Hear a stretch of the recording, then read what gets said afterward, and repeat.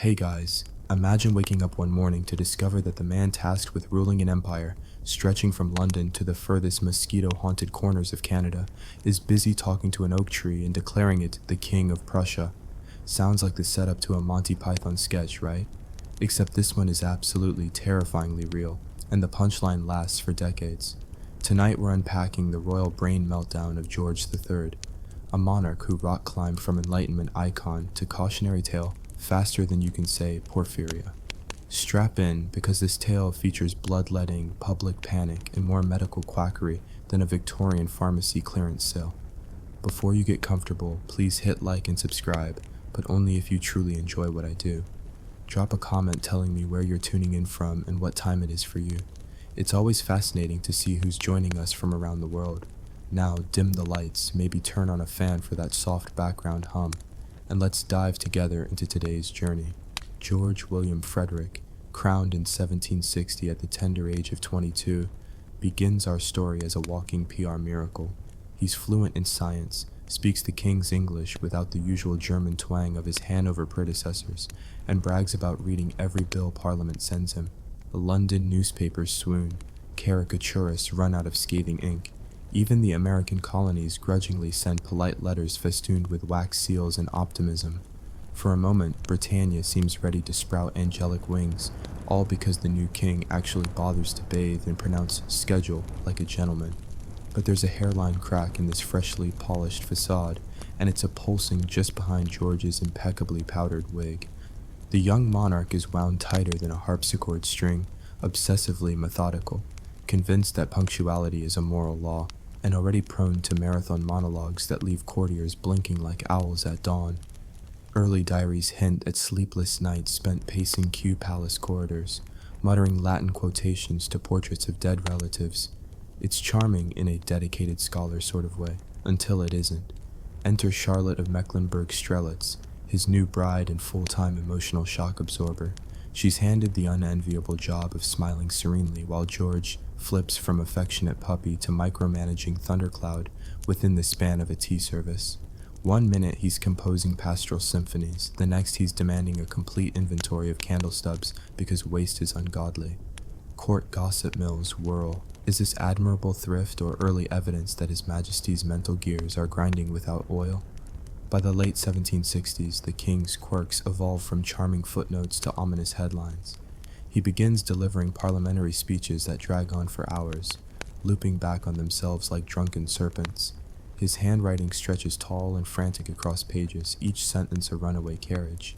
Physicians note alarming bouts of abdominal pain, purple-tinged urine, and eyes so bloodshot they resemble volcanic sunsets, symptoms modern doctors will one day recognize as red flags for acute porphyria, but 18th century medicine calls simply bad humors. The prescribed cure? Bleed him until he resembles a decorative Anglican ghost. Meanwhile, Britain is busy setting the world on fire, or at least the 13 colonies. Stamp acts, tea taxes, Boston Harbor turning into an unlicensed Earl Grey jacuzzi. Through it all, George tries to keep a stiff upper lip, and instead grinds his teeth into powder. Courtiers whisper that when news of colonial unrest reaches him, the king's complexion changes like a mood ring possessed. He paces the palace halls at 3 a.m., muttering that rebellion is a personal insult to his divinely appointed spinal column. Charlotte quietly orders thicker carpets to muffle the echo of his footsteps, and possibly his muttered threats to personally box Benjamin Franklin's ears. Then, in 1788, the dam breaks. What starts as a summer blitz of hyperproductivity, issuing decrees before dawn, dissecting financial ledgers with the zeal of a sugar-addled accountant, slides into something darker. George talks for hours without breathing, voice crackling, face flushed. He lectures horrified ministers on the moral virtues of manure while playing invisible harpsichords mid-sentence. When sleep finally ambushes him, it lasts mere minutes before he bolts upright, convinced the Archangel Gabriel has scheduled a surprise audit. Servants notice he hasn't changed clothes in days. He refuses to bathe. Water, he claims, is plotting against him. His breath comes in quick, ragged gusts. His sentences fracture into nonsense. And still he insists on attending church, where he sings hymns so loudly that choristers flinch. The Bishop of St. Paul's later describes the royal bellow as a sound that made my soul quake with equal parts devotion and dread. Translation: the king out-yelled the organ. Desperate, Charlotte and the government drag in Dr. Francis Willis, a country physician famous for curing lunacy with the subtle combo of straitjackets, icy baths, and forced manual labor. Willis arrives at Kew like a stern nanny summoned to deal with a particularly unruly toddler, except this toddler commands the fleet that controls half the world's trade routes. The doctor's first impression: George's pulse hammers so violently it shakes the bed. His tongue is stained black from constant doses of James's fever powder, essentially ground antimony, because why settle for madness when you can sprinkle in heavy metal poisoning? He's babbling about speaking directly with God, though witnesses note his theology is sketchy and his grammar worse. What follows is a tug-of-war between royal dignity and 18th century mental health care, two concepts that never belonged in the same ring. Willis orders the monarch restrained in a camisole, a polite word for straitjacket, and marched in circles around a cold courtyard until exhaustion silences him. When that fails, they move on to blistering, applying hot plasters to George's shins to draw out the mania. The result is weeping sores, the scent of scorched flesh, and a monarch who now screams in iambic pentameter. Parliament, meanwhile, debates a regency bill to dump day-to-day power onto the Prince of Wales, who responds by ordering extra champagne and rehearsing victory bows in the mirror. Outside palace walls, Londoners gossip over tankards of porter. Has the king been cursed? Is he possessed by demons? Newspapers tiptoe around the word madness, preferring indisposition or nervous affection, as though the monarch merely swallowed a slightly rebellious pea. Cartoonists, sensing blood in the water, doodle George hugging a padded cell while America dances a jig in the background. Across the channel, the French monarchy whispers a collective "Tiens, mon ami," and scribbles notes because they'll be taking their own turn at national chaos soon enough. Back inside Kew, Dr. Willis ups the ante, bloodletting, 10 ounces at dawn, then more at dusk. Leeches march across royal skin like slimy volunteers at a disaster drill. When the king's strength ebbs, attendants haul him upright for compulsory bowing exercises. Yes, they literally force the monarch to practice obeisance, the rationale being that humility might shock his brain back into respectable silence. George's response? Shouting obscenities so colorful that even sailors would blush, punctuated by tearful apologies to furniture he believes he has offended. Yet between these manic typhoons, calm gaps appear, moments where George blinks, wipes drool from his chin, and asks why everyone looks like they're auditioning for a funeral procession. Charlotte clasps his hand and whispers prayers. Ministers hover, quills poised, ready to scribble dictation should he deliver a coherent sentence. But lucidity is a fickle phantom. Minutes later, he's raving again, convinced that Lord North is hiding inside the fireplace, plotting to steal his socks. Autumn drips into winter, frost whitens the palace lawns, still the nation hangs in limbo. The Prince of Wales parades through London in diamond-studded jackets, loudly insisting he's prepared to govern, but only after tonight's masquerade ball. Pitt the Younger, clutching ledgers, tries to keep the empire solvent while dodging whispers that the throne may soon host a debauched playboy rather than a lunatic scholar. And the public, already feeling the aftershocks of colonial independence across the Atlantic, wonders whether divine right might just be a complicated way of saying these things tend to break. At last, after months of blistering, binding, and enough leeching to bankrupt a marsh, the king stirs. One frigid January dawn, he rises, requests a thorough wash, and speaks, for the first time in weeks, in measured, rational tones. The court gasps. Dr. Willis beams like a gardener whose mutant orchid finally bloomed. George apologizes to Charlotte for the unpleasantness, then settles at his desk to write letters of state as though the past half-year was a small holiday. Mishap involving too much sherry and not enough sleep.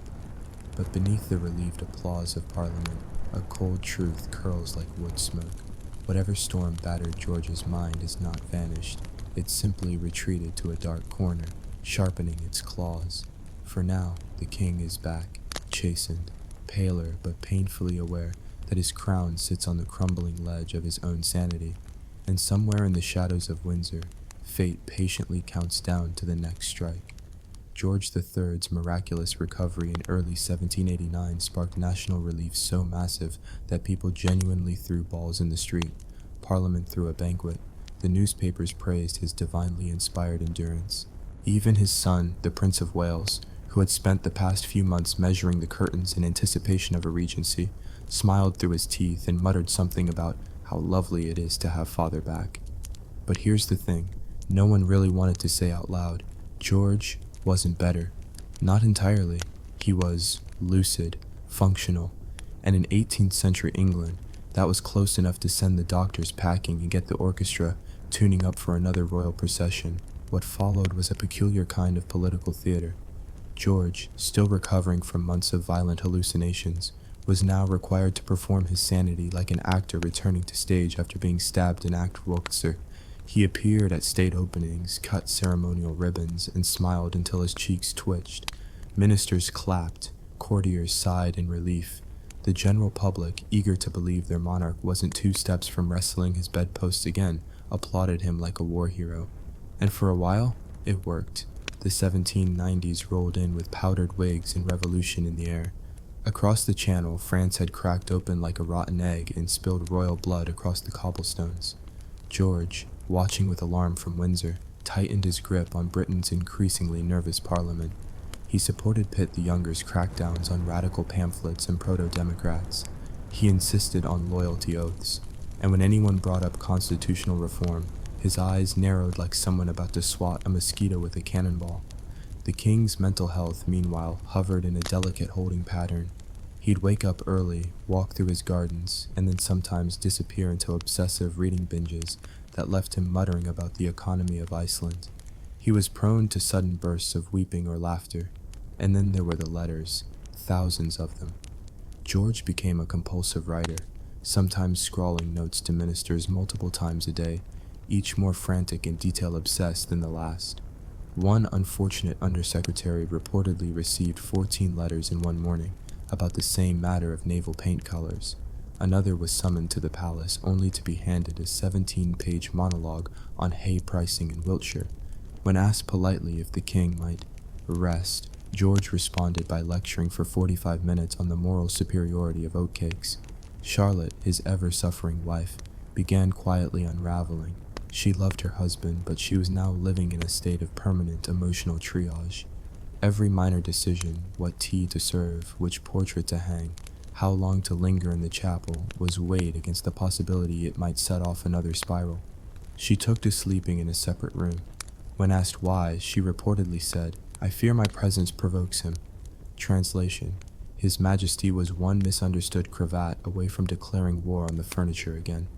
Then came 1801. It was supposed to be a milestone year. Britain formally unified with Ireland. Pitt resigned, again, and the king enjoyed a brief surge of popularity for standing firm against Napoleon's growing menace. But the strain, political, physical, and psychological, was once again dragging George back to the edge. He started showing signs no one could ignore. His hands trembled.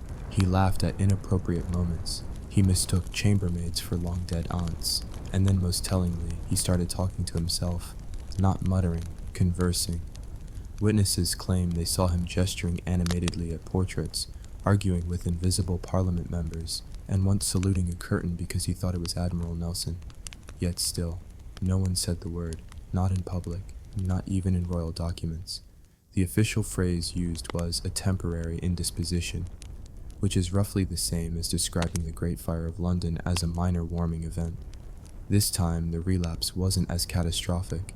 It faded after a few months. George recovered again, or at least stabilized enough to dress himself without screaming. But the damage was done. He'd now suffered at least 2 major episodes of what would eventually be identified as acute mania, possibly triggered by porphyria, stress, and 18th century medical treatment that was roughly as helpful as slapping someone with a fish. Doctors began quietly compiling notes. Charlotte avoided eye contact in public, and the Prince of Wales resumed licking his chops. As the Napoleonic Wars thundered across Europe, George III entered the final active phase of his reign, a weird mixture of obstinate patriotism, obsessive routine, and slow deterioration. He insisted on reading war dispatches himself, Even when his eyesight was failing, he composed musical pieces in minor keys that made court musicians quietly weep, and he gave speeches that wandered so far off course they resembled geographical expeditions. Once, during a public address, he spent 10 minutes describing the moral character of sheepdogs. But what truly frightened the court wasn't what he did, it was what he forgot. Names, dates, entire decades. George began to lose chunks of memory like loose buttons from an overworn coat. He'd greet ministers he'd fired years ago. He'd repeat stories 3 times in the same conversation, each version slightly more inaccurate than the last. Once he tried to knight a man who had already died, 20 years earlier. When told, the king simply blinked and said, "Then I suppose he earned it." By 1804, the whispers turned to murmurs. George had another breakdown. He ranted, he raved, he had to be sedated again. Dr. Willis was long dead, but his son, also a physician, was summoned like a family curse passed down through generations.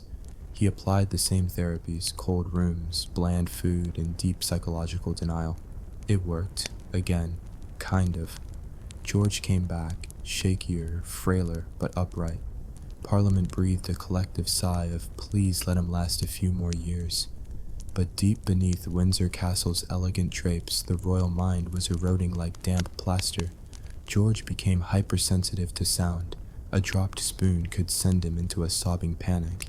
He became obsessed with clocks, insisting they all be synchronized and personally checking each one.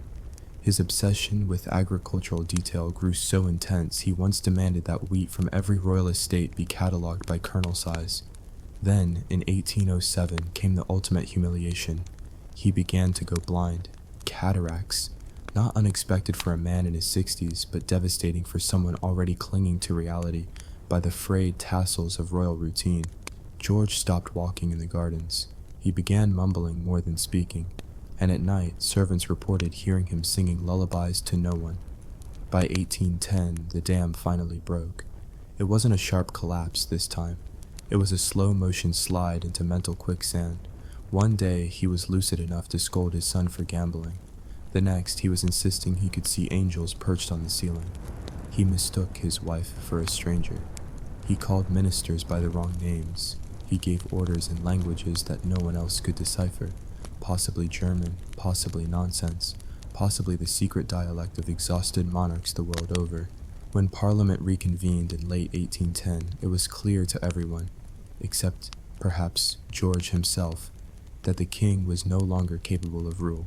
The Regency Act was invoked. The Prince of Wales, now rotund and resplendent in lace, officially took over as Prince Regent.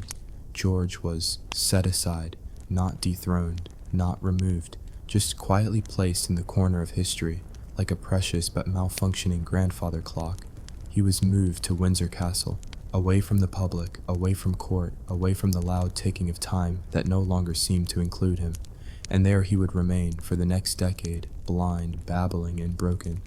But George was not yet finished, because madness, in all its cruelty, still had a few more layers to peel back, and in part 3, we'll follow the king into the final chamber of royal isolation, a world of memory ghosts, haunted music, and a mind that once ruled an empire, reduced to whispers in the dark.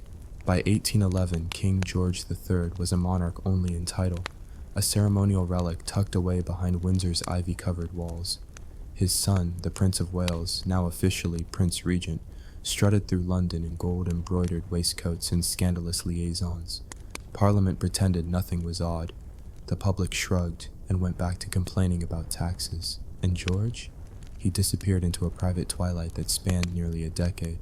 The George who once thundered through court chambers and edited war dispatches with obsessive precision was gone. In his place, a blind, bloated shell of a man who spent most days murmuring half-remembered prayers and weeping over long-dead children. His mind wasn't just fraying, it was unraveling like an old flag in the wind, and Windsor Castle, for all its royal splendor, had become a high-security care home with really expensive curtains. His doctors referred to him, with painful diplomacy, as His Majesty in seclusion. In truth, George had become little more than a royal ghost, haunting the halls of his own legacy, occasionally drifting into coherence only to vanish moments later into terrifying hallucination. He spoke to shadows. He responded to silence. He once addressed a chair for nearly an hour, under the belief that it was Lord Chancellor Eldon, and then grew visibly offended when it failed to answer. And yet, despite this descent into cognitive fog, George didn't go quietly. His body, surprisingly sturdy, held up. He wasn't bedridden. He paced. He wandered. Servants followed at a discreet distance, gently steering him away from walls, windows, and fireplaces that he occasionally mistook for people. Sometimes he sang, loudly, to no one.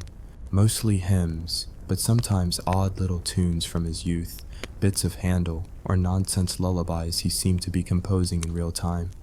Visitors described hearing royal bellowing echoing down the corridors of Windsor at odd hours. One footman famously quipped, "The king's mind is gone, but his lungs remain loyal." On some days, George believed he was still ruling.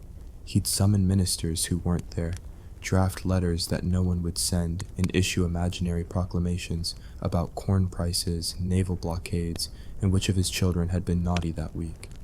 On one memorable occasion, he announced he was traveling to Hanover and demanded horses, luggage, and a passport. Courtiers spent the next 3 hours pretending to prepare for a journey that ended in the drawing room. His attendants learned to play along. Arguing was useless. Correcting him caused panic or rage. So instead, they became improvisational actors in the longest-running tragedy England never advertised. When he mistook a valet for General Cornwallis, the man simply saluted and asked how His Majesty wished to handle India. When George ordered the Bishop of London to attend an emergency exorcism in the garden, the chaplain simply nodded and began blessing a shrub. Meanwhile, the real business of empire trudged on without him. The Napoleonic Wars ended, the world changed, his grandchildren grew up. His daughter Amelia, his favorite child, had died in 1810, right as his final decline began. He never fully processed it. Sometimes he spoke of her as though she'd just left the room. Other times he would scream her name in the night, accusing God of theft. George's blindness, complete by this stage, added another layer of isolation. Light no longer registered. Faces were only voices. Rooms were maps of sound and smell. He learned to navigate certain chambers by memory and touch, counting steps, recognizing furniture corners, pausing by the draft under one particular door. But when confused or startled, he'd freeze like a panicked animal, breathing hard and whispering fragments of old speeches. His food was bland and soft, his clothing simple, practical, no more brocaded coats or ceremonial sashes, just warm robes, slippers, and sometimes, heartbreakingly, garments that had to be cut for incontinence. This was no longer a king in any recognizable sense. This was a man in a state of gentle decay, floating through time like a lost balloon in a drawing room painted to look cheerful. And yet there were flashes, brilliant, terrible flashes of the man who had once reigned. He could still recite Shakespeare. He remembered exact dates of past legislation. And sometimes, if the right music played, he would stop muttering, close his sightless eyes, and hum along, perfectly in tune. It was these glimpses that made his condition all the more tragic. He wasn't gone, not completely. The machinery was still there, the gears still turned, but something vital, something central, had shattered and slipped irretrievably into the dark. Charlotte, his queen, visited less and less, not because she didn't care, she did, but because each visit chipped another piece off her soul. Seeing the man she had once adored now drooling, hallucinating, and screaming obscenities at wallpaper was more than just painful. It was erasure. She aged rapidly. Her health deteriorated. In 1818, she died quietly, without fanfare, leaving George alone with his shadows. And the shadows, by then, had taken on names. He spoke of dead ancestors as if they sat beside him. He held long conversations with Frederick the Great, arguing military tactics in German so fluent it unsettled his staff. He wept when he imagined the ghost of George Washington apologizing to him, asking for reconciliation. He laughed with invisible children. He forgave imaginary enemies. He pleaded with God to rewind time. And sometimes, most poignantly, he asked if someone could just please read to him. In his final years, reading aloud became one of the only things that could calm him. Servants took turns reading everything from scripture to gardening manuals. their voices echoing through the long, candlelit evenings like lullabies for a mind adrift. When they stopped, he'd blink and ask for more. If they left the room, he often forgot they'd been there at all. By 1819, he had lost nearly all awareness of time. Days and nights blurred, conversations looped. His doctors continued the charade, administering tonics, offering gentle reassurances, but the truth was that no medicine, no prayer, and certainly no 18th century cure involving mustard poultices and lavender water was going to bring the king back.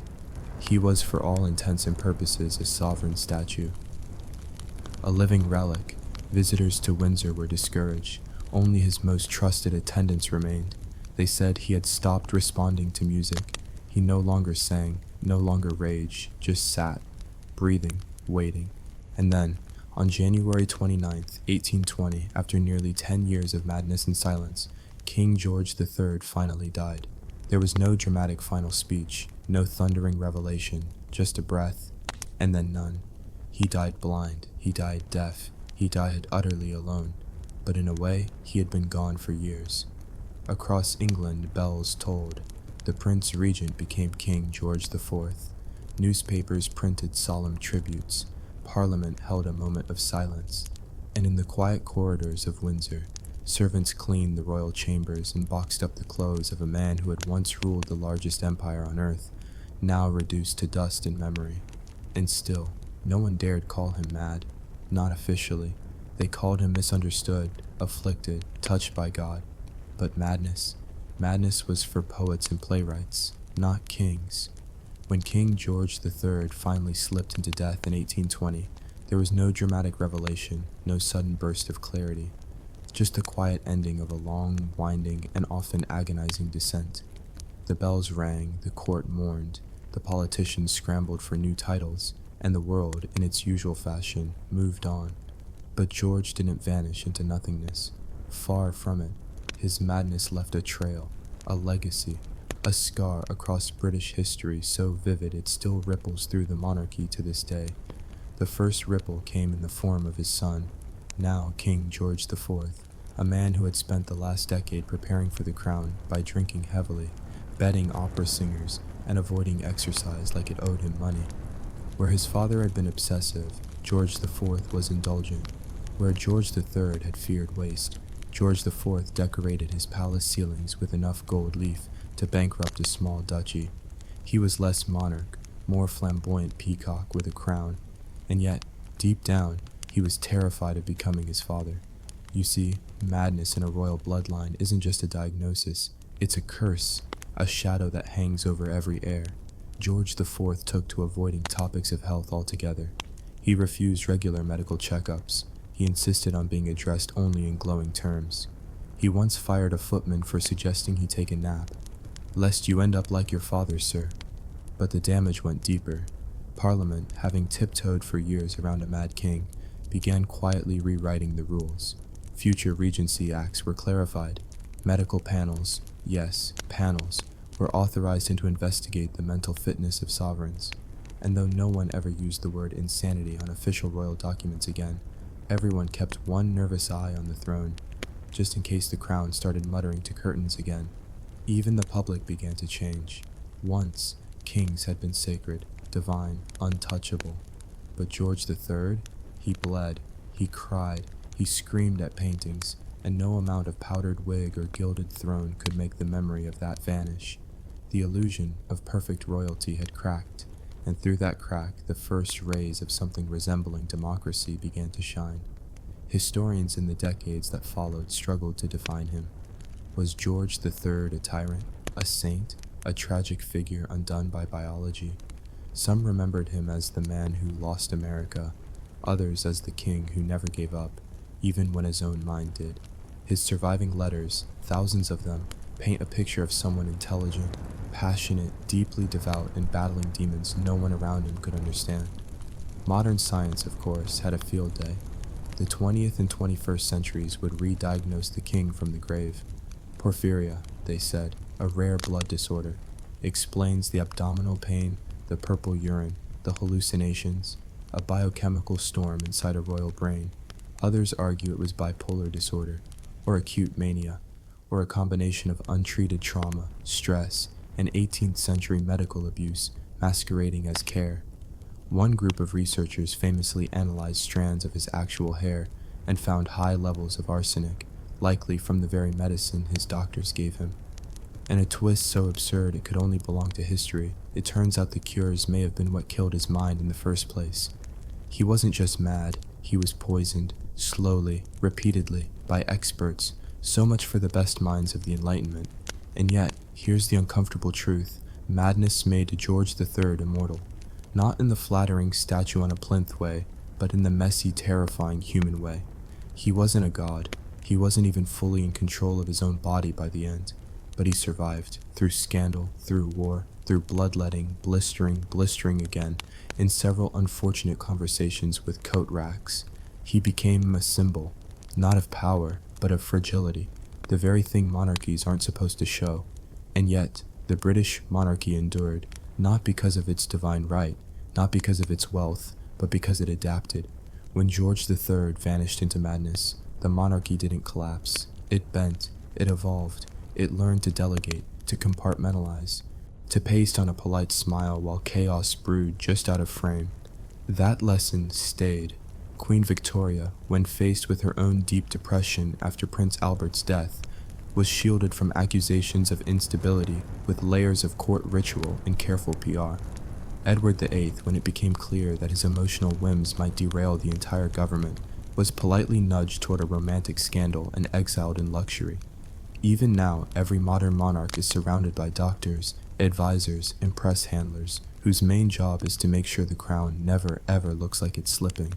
Because everyone remembers George, the king who talked to trees, the king who howled hymns at night, the king who went blind with grief and spoke to ghosts. He's everywhere and nowhere. Statues show him astride a horse, heroic and proud, never hinting at the ulcers, the leeches, the weeping fits. Museums display his correspondence, neat rows of letters signed with care, never mentioning the ones that rambled into nonsense by page 3. Schoolbooks call him the king during the American Revolution, as though that were the most important thing he ever did. But history remembers differently. History remembers the smell of vinegar-soaked bandages, the flicker of candlelight on walls padded with silk, the way a nation flinched every time a servant ran down the corridor, the whispered phrase, "The king is not himself," echoing through parlors and parliament alike. George III ruled for 59 years. Of those, nearly 10 were spent in the darkness of his own mind. His reign included war, industrial revolution, scientific breakthroughs, and the first tremors of modern democracy. And yet, in the end, he became most famous not for what he did, but for what he became. A reminder that even kings can break, that beneath every crown is a fragile human skull, subject to pain, fear, madness, and the humiliating absurdities of life. That no one, not even the most powerful man in the world, is safe from the betrayal of his own body. And maybe, just maybe, that's what makes his story so haunting. Not the tragedy, not the suffering, but the simple, undeniable fact that in George's unraveling, we see ourselves, frightened, confused, aching for control, in a world that so rarely offers it. And so the Mad King remains, not just in portraits or textbooks, but in the uneasy silence that follows every royal scandal, every trembling hand, every whispered rumor about health behind palace walls. Long live the king, even the broken ones, especially the broken ones. Imagine Russia's most infamous Tsar pacing his private chapel at 3 a.m., chewing on a brick of incense because the court doctors claimed it warded off demons, while a servant tiptoes behind him with a bucket to catch the blood seeping from his ulcerated leg. Welcome to the last deranged chapter of Ivan the Terrible, where midnight sermons turn into torture recitals, chessboards become homicide crime scenes, and everyone in Moscow goes to bed praying their skulls stay firmly inside their heads. Ivan Vasilievich, crowns, titles, and a resume of scorched earth, entered his 50s looking like a revenant stitched together from rage, regret, and questionable home-brewed medicine. His once regal beard had thinned into wiry black icicles. His eyes, famously able to switch from saintly devotion to carnivorous glare in a heartbeat, now hovered permanently in carnivore mode. Years of fasting, feasting, and self-prescribed laxatives had left him with a lanky torso perched on swollen legs wrapped in crusted bandages. He limped through the Kremlin's echoing corridors like a gargoyle dragged off its pedestal and forced to govern, but decrepitude did nothing to dim the man's creativity for cruelty. In the 1570s, he had unleashed the oprichniki, his black-clad death squad, on suspected traitors. Suspected meaning anyone with a bigger garden or a beard, Ivan found pretentious. They rode coal-black horses under severed dog heads nailed to saddles, barking at towns they were about to purge. By the winter of 1583 to 84, those same hounds had begun turning on each other. Ivan, addicted to seeing betrayal behind every tapestry, staged daily interrogation theater. Breakfast conversation might begin with theology and end with a boiled nobleman. His palace diary, really a ledger of paranoia, listed enemies alphabetically: boyar families, Lithuanian spies, Tatar astrologers, the architect who winked too slowly, the wind for whistling near the bell tower at suspicious hours. When the list grew dull, he spiced it up by adding entire towns. Novgorod still smoldered in folk memory. Thousands executed, merchants drowned beneath frozen river slabs because someone dreamed the city would defect. That nightmare had happened 2 decades prior, but Ivan replayed it like a favorite ballad, convinced the rest of his realm tuned its treasonous guitars each dawn. Physically, the Tsar's body was protesting the workload of malice. Contemporary accounts describe arthritis gnawing his joints, abscesses erupting on his thighs, and migraine storms that left him howling psalms in candlelit rooms while monks fanned incense smoke across his scalp. He believed medicinal baths of mercury and crushed emeralds would purge black vapors. The only thing these concoctions reliably purged was skin. Court physicians, most of whom were really alchemists on the run from debts, nodded sagely and prescribed prayer, poultices, and periodic bloodletting that made leeches Russia's most overworked labor force. Yet Ivan clung to life with manic intensity, driven by a theology stitched from scripture and suspicion. He confessed daily, convinced each absolution reset the cosmic scoreboard before he could fill it with fresh atrocities by noon. He commissioned icons featuring himself beside Christ, both wielding swords over fallen boyars, just the kind of motivational artwork that really ties a throne room together. Priests scolded him for blasphemy. He scolded back harder, waving parchments listing their relatives' pending treason trials. Miraculously, theological debate quieted. Inside the Kremlin, living with Ivan meant auditioning for survival. Servants perfected the art of silent movement. Courtiers practiced neutral face expressions in bronze mirrors, knowing a single eye twitch could translate into secret plotting. Ivan tested loyalty with mind games, surprising a chamberlain with a hug before asking if he'd mind holding this poisonous snake for a moment. Fail the test and breakfast became your autopsy. Pass, and you earned a day's reprieve plus the unsettling honor of playing chess with the sovereign, who sometimes replaced pawns with live mice and declared stalemate by crushing a bishop under his fist. Family life offered no refuge. Ivan's first wife, Anastasia Romanovna, whose calming influence once tempered his storms, had died long ago, possibly poisoned, possibly just collateral damage from medieval hygiene. Subsequent marriages blurred into a roster of tragic footnotes. One wife cloistered, another drowned, several quietly vanished. The palace gossip grapevine rustled with rumors that Ivan auditioned potential brides by forcing them to watch executions engaging facial pallor. If they didn't faint, he assumed they lacked a soul. If they did, he accused them of weakness. Unsurprisingly, trust issues flourished like mold on winter bread. Of Ivan's surviving children, the crown jewel was Tsarevich Ivan Ivanovich, tall, earnest, devout, and tragically convinced he could advise his father without losing vital organs. The two shared a volatile love. The elder Tsar admired his son's zeal, hated his popularity, and lashed out whenever paternal pride blurred into envy. The youngest son, feeble-minded Fyodor, stayed mostly in prayer and bird-watching, a hobby that Ivan the Terrible considered suspiciously peaceful, but thankfully non-threatening. The year 1581 set the chessboard for doom. Russia was locked in the Livonian War's dying spasms, an expensive quest for Baltic coastline that had bled coffers dry. Swedish armies nipped at northern forts. Polish banners flickered on the horizon. Plague chewed through peasant villages already stripped by scorched earth marches. Inside the capital, food prices soared. Bread riots erupted beneath church bells. Each grievance funneled upward until Ivan heard only the roar of universal conspiracy. He responded with tax hikes and fresh rounds of purges, solution packages as subtle as flinging bears into a burning barn. Amid this tinderbox, an incident involving Ivan's pregnant daughter-in-law delivered a spark. Elena Sheremeteva, wife to Tsarevich Ivan, allegedly appeared at court in attire the Tsar deemed immodest. Sources vary between a slightly short-sleeved gown and a neckline that dared approach collarbone altitude. The elder Ivan, offended on behalf of both God and personal neurosis, assaulted Elena, beating her until guards intervened. Days later, she miscarried. The young Tsarevich confronted his father, hurling accusations of tyranny, madness, and murder of unborn royalty. For a moment, witnesses believed the old man might break. None had dared speak to him thus since Anastasia's death. Instead, Ivan the Terrible snatched his iron-shod staff and hammered it into his son's skull. Accounts diverge on details. Some say the blow split bone at once. Others describe a glancing strike followed by frantic apologies as Ivan cradled his bleeding heir.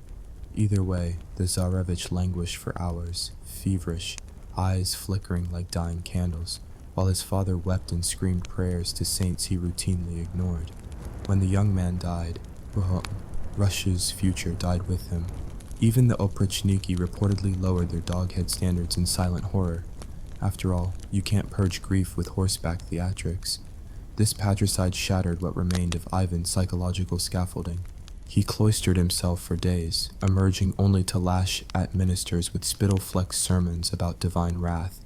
He ordered icons draped in black, then ripped the claws away in rage.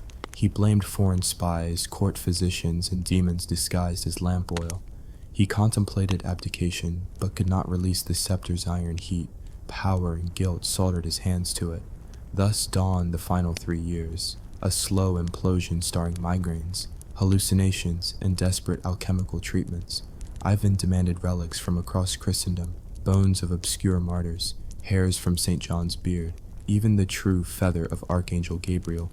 Believing proximity to holiness might reverse cosmic verdicts, monasteries obliged or faked the items.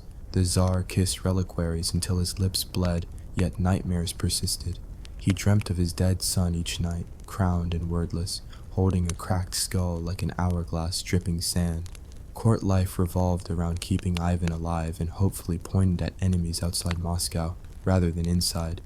Apothecaries distilled tonics from amber, opium, and bear bile. Priests staged exorcisms that left soot stains on frescoes. Astrologers charted planetary alignments suggesting imminent doom unless tribute of silver goats was paid. Ivan paid, the goats arrived, doom rescheduled but never cancelled. By early 1584, his skin had turned waxy, eyes sunken into bruised sockets. He swung between manic energy, ordering new military campaigns, demanding architects draft a 7-tiered ivory tower taller than any church, and crushing lethargy where he lay on bearskin rugs, reciting sins until the litany put listeners to sleep. He clutched a personal Bible annotated with margin notes like, "Ask monk about fasting rules, sins." Critics noted the margins eventually outweighed scripture. Still, occasionally, the old fire flickered. He summoned foreign ambassadors for audiences drenched in psychological theater, greeting them barefoot in sackcloth, then raining gold coins on their heads before threatening war if they mispronounced orthodoxy. His diplomatic strategy resembled a weather front: unpredictable pressure, occasional lightning, guaranteed chills.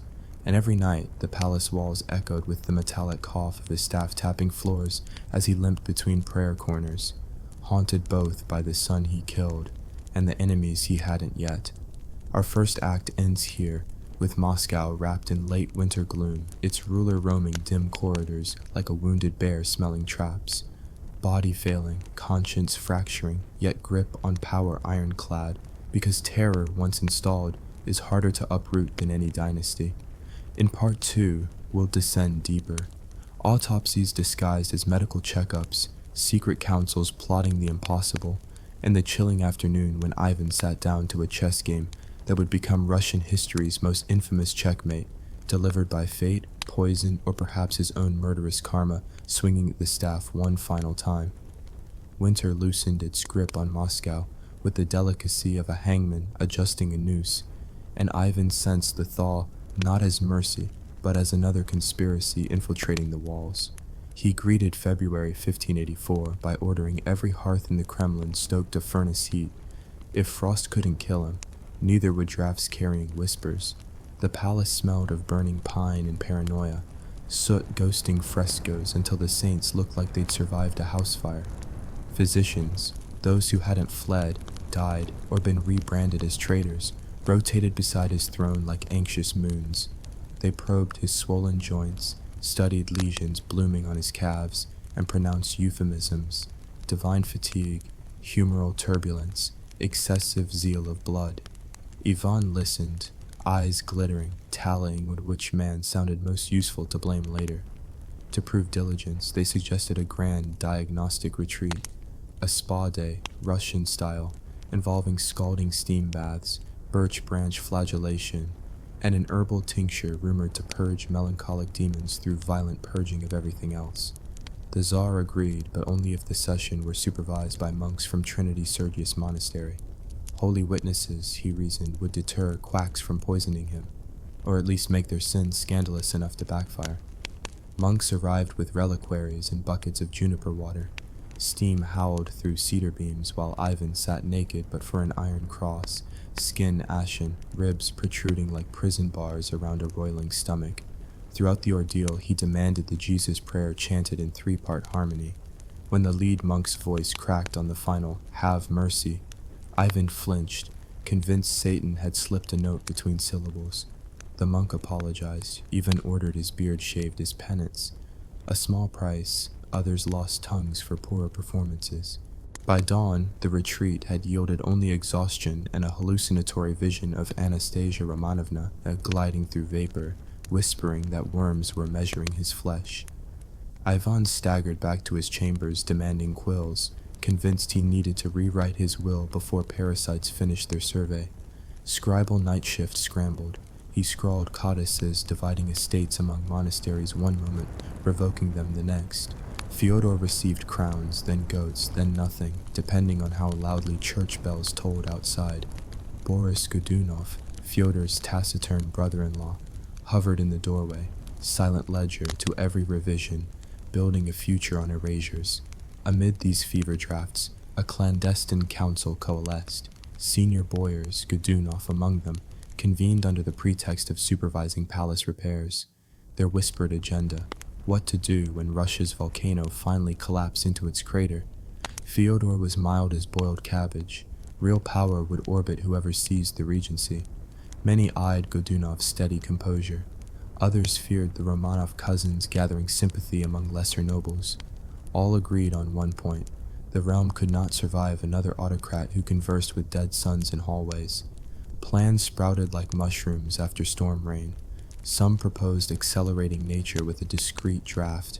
Mercury whisked into Ivan's mead.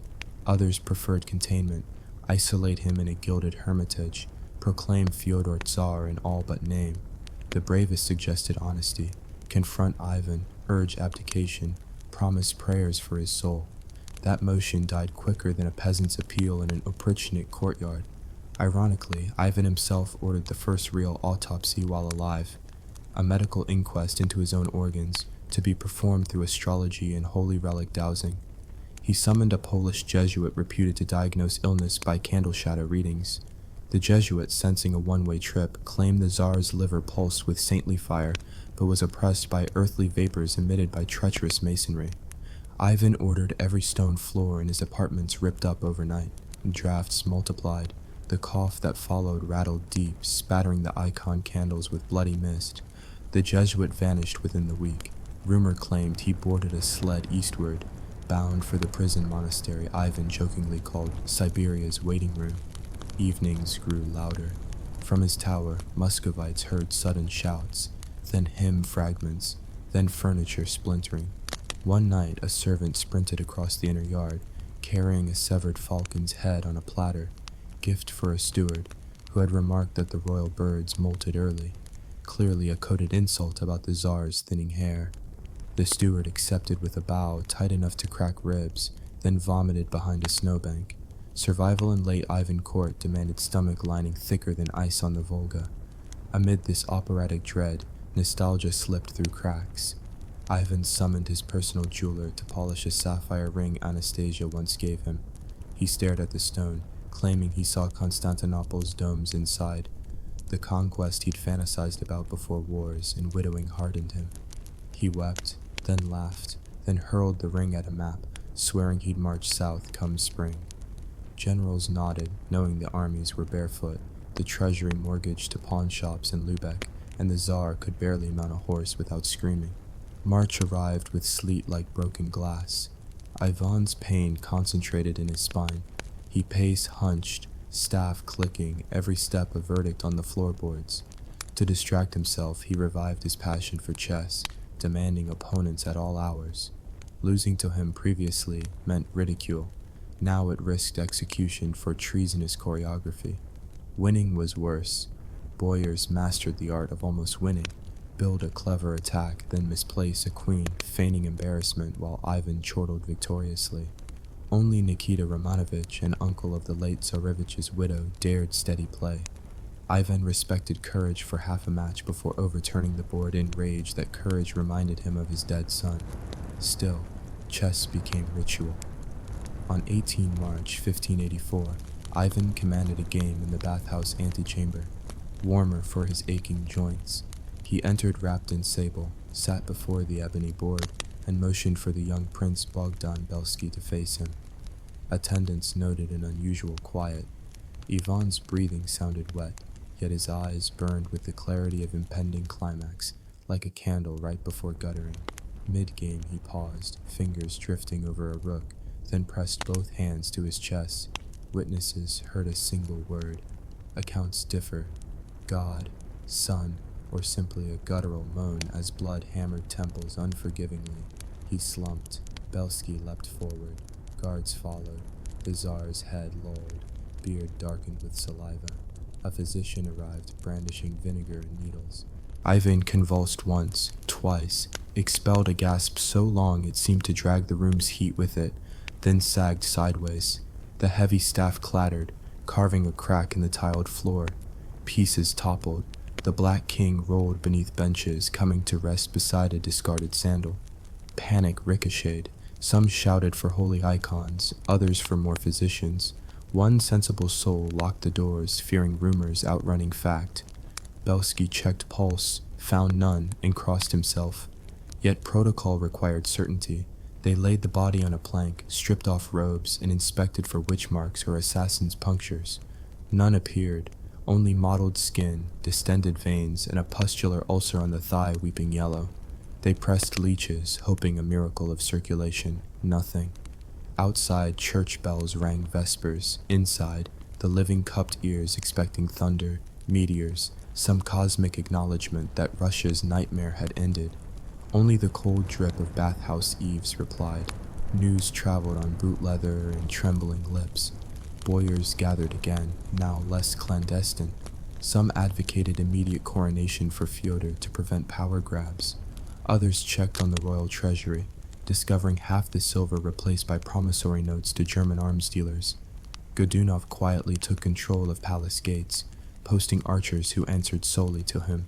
The corpse lay overnight, face lit by oil lamp. Monks recited psalms, whispers claimed the beard twitched, that he'd rise like Lazarus and demand fresh punishments. At dawn, the body stayed inert, rigor mortis painting limbs into accusatory angles. Embalmers worked quickly, internal organs removed, cavities swabbed with salt and aromatic resin. One attendant reported the skull felt strangely brittle, as if disease had thinned bone from within. He remarked to a colleague that a lighter tap might have killed the Tsar months earlier. The colleague warned silence. Loose talk had a habit of crawling from coffins to bite. By the third day, Moscow awoke to black banners. Crowds thronged Red Square, equal parts mourners, gawkers, and merchants hawking candles shaped like miniature Tsar's staffs. Some kissed icons, others spat curses, A few breathed freely for the first time in years. The procession bore Ivan to the Cathedral of St. Michael the Archangel, where he lay in state. Fyodor, pale and blinking, followed behind, clutching a censer like a child grips a toy for comfort. Godunov walked at his shoulder, already rehearsing edicts. Doctors filed a post-mortem note blaming apoplectic seizure brought by divine judgment. Skeptics muttered about poison. Centuries later, researchers would exhume bones, detect elevated mercury, theorize slow poisoning or overzealous medication. Though with Ivan's prescription history, the difference blurred. What mattered then? The terrible was dead, but terror had not died. It simply changed address, packing trunks of precedent and psychological debris. As night fell, pallbearers sealed Ivan's crypt beside sons and ancestors. In the silence, someone recalled the unfinished chess match. The ebony board still sat in the bathhouse, pieces scattered. Superstition insisted leaving a game unresolved tempted restless spirits. A clerk swept the pieces into a pouch, burned the board in a brazier, and tossed ashes into the Moskva River. The king piece, discovered later by a scullery maid, became a lucky charm or curse depending on which grandchildren told the story. So closes the second scroll of our descent, a palace suffocating on incense and suspicion, a czar consumed by bodily revolt and spiritual dread, a single heartbeat extinguished mid-game, while ambitious men marked new openings on Russia's vast board. When Ivan, the Terrible's body was lowered into the Kremlin's sacred earth, it didn't just bury a czar, it cracked open a chasm of uncertainty, fear, and enough competing ambitions to sink a cathedral. Russia, suddenly and awkwardly leaderless, reeled like a drunk nobleman waking up in a tavern with a crown on his head and no memory of last night's treason. Officially, Fyodor Ivanovich became the new czar. Unofficially, the realm was handed to a soft-spoken, candle-sniffing man who preferred monastery silence to military councils, and whose most famous legislative act would be ringing church bells with profound emotional intensity. Fyodor wasn't a fool exactly, just profoundly ill-suited to rule a land stitched together by terror and paranoia. Even Ivan had admitted this once, muttering, "Fyodor is too good for this world," which in Tsar speak roughly translates to, "My son can't even stab a traitor properly." Enter Boris Godunov, Ivan's former advisor and brother-in-law to the new Tsar. Calm, calculated, and with the emotional transparency of a brick wall, Boris moved like ink across parchment.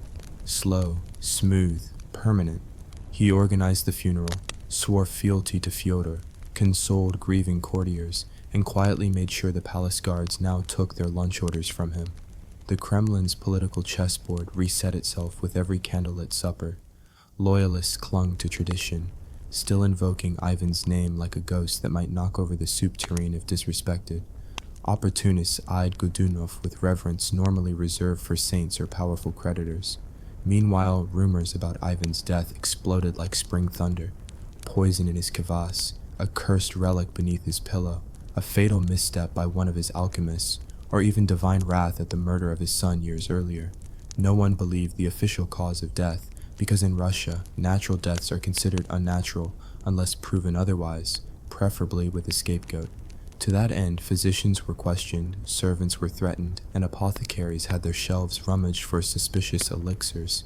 It didn't help that Ivan's organs had been hastily removed, preserved, and possibly misplaced. His preserved heart, if the label on the jar was even accurate, began to smell alarmingly sweet, which someone claimed was an omen of saintliness, while others suspected overcooked treason. Even the chess match at the time of death became the subject of conspiratorial legend. Did the Tsar fall from divine seizure, or did Belsky the Chamberlain slip something into the incense?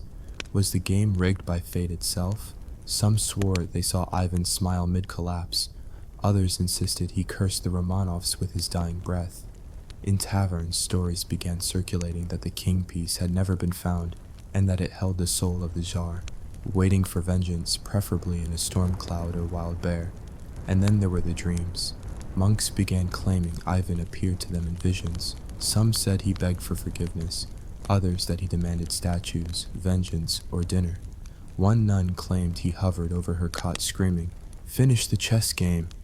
Her abbess wisely transferred her to vegetable duty. Superstition bloomed like mold in damp churches. and Moscow responded as it always did, with fear, candles, and a few spontaneous heresy trials to keep morale unsteady. Meanwhile, Fyodor, the new Tsar, wandered through his own coronation like a ghost, confused about why so many people were yelling in gold.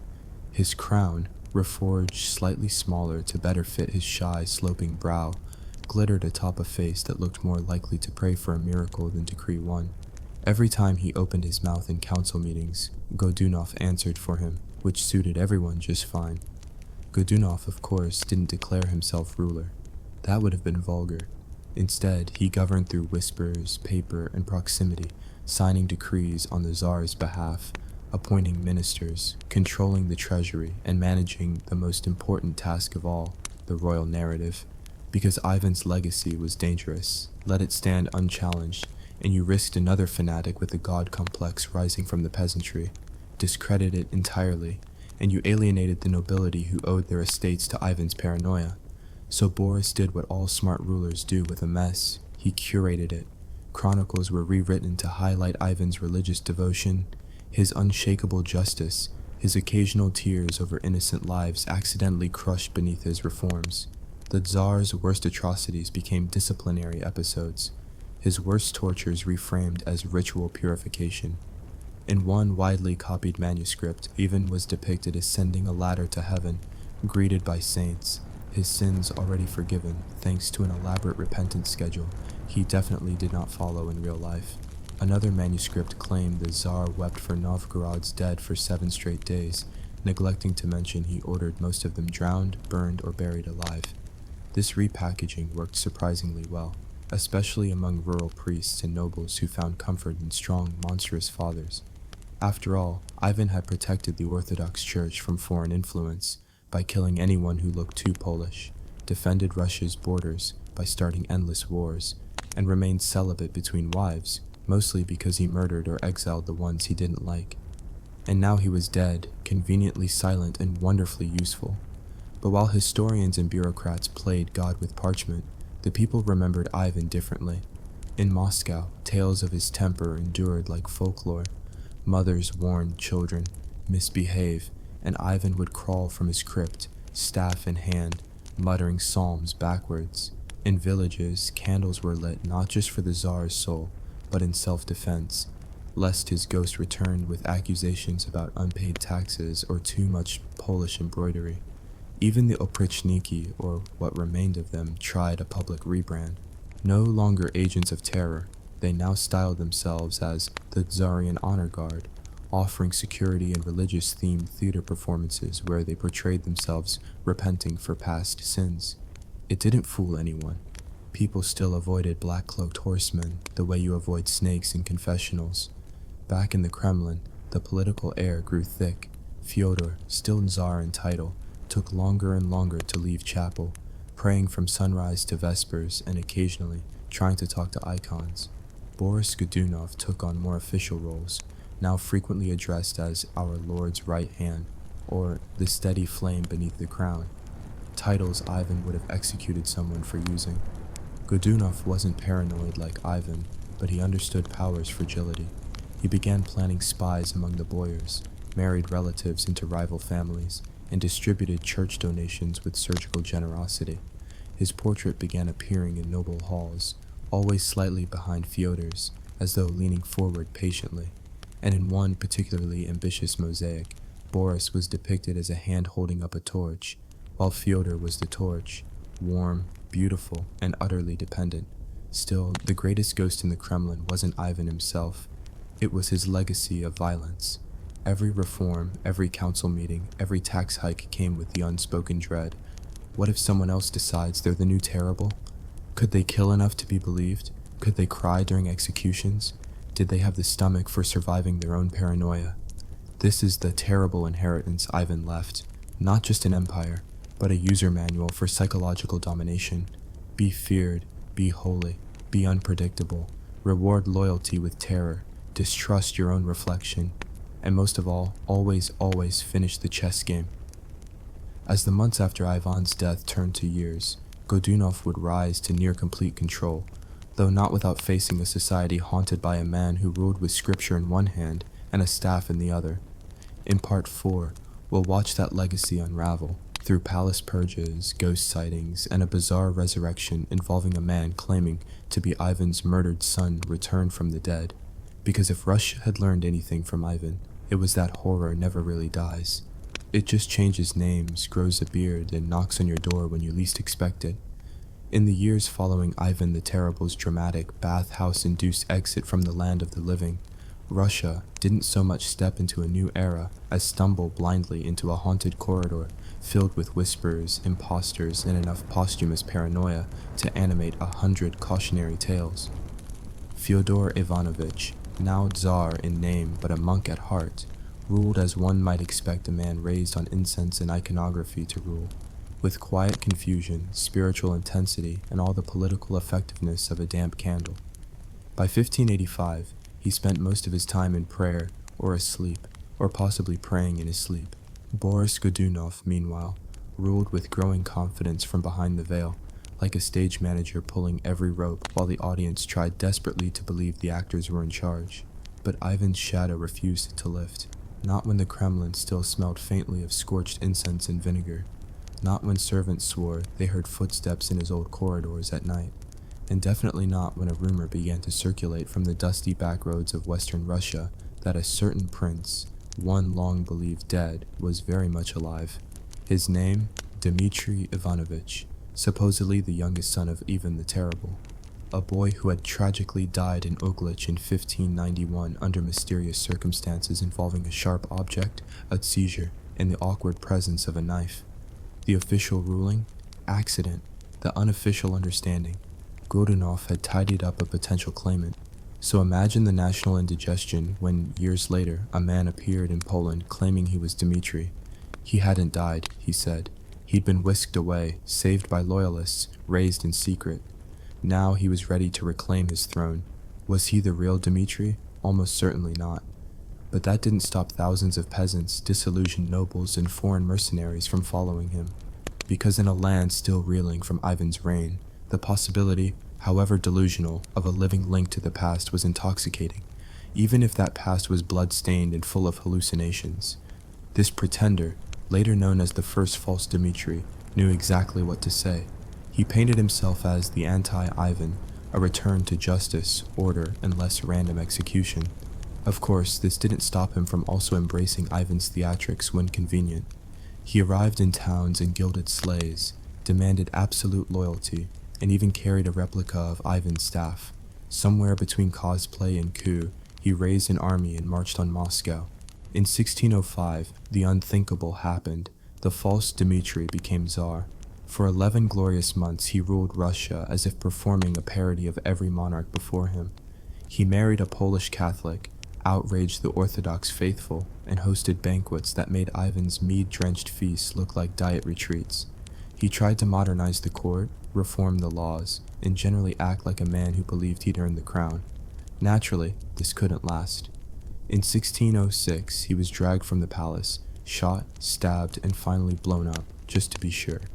His ashes were stuffed into a cannon and fired back toward Poland. Message received. But his brief reign opened a cursed floodgate. Other pretenders followed. Second, third, even fourth false Dmitrys. Ivan's legacy had become a franchise. These were not merely ambitious liars, they were symptoms. Russia had become addicted to Ivan's image, his brutality, his grandeur, his spiritual torment. His memory lingered in law codes, in court ceremonies, in the nightmares of boyars and peasants alike. Godunov, for all his cunning, couldn't compete with a ghost.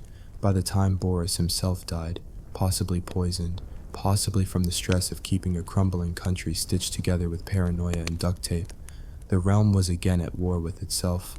The time of troubles, as it would be euphemistically known, made Ivan's darkest days look like a team-building retreat. Famine, invasions, more pretenders, and of course, rumors that Ivan himself had returned.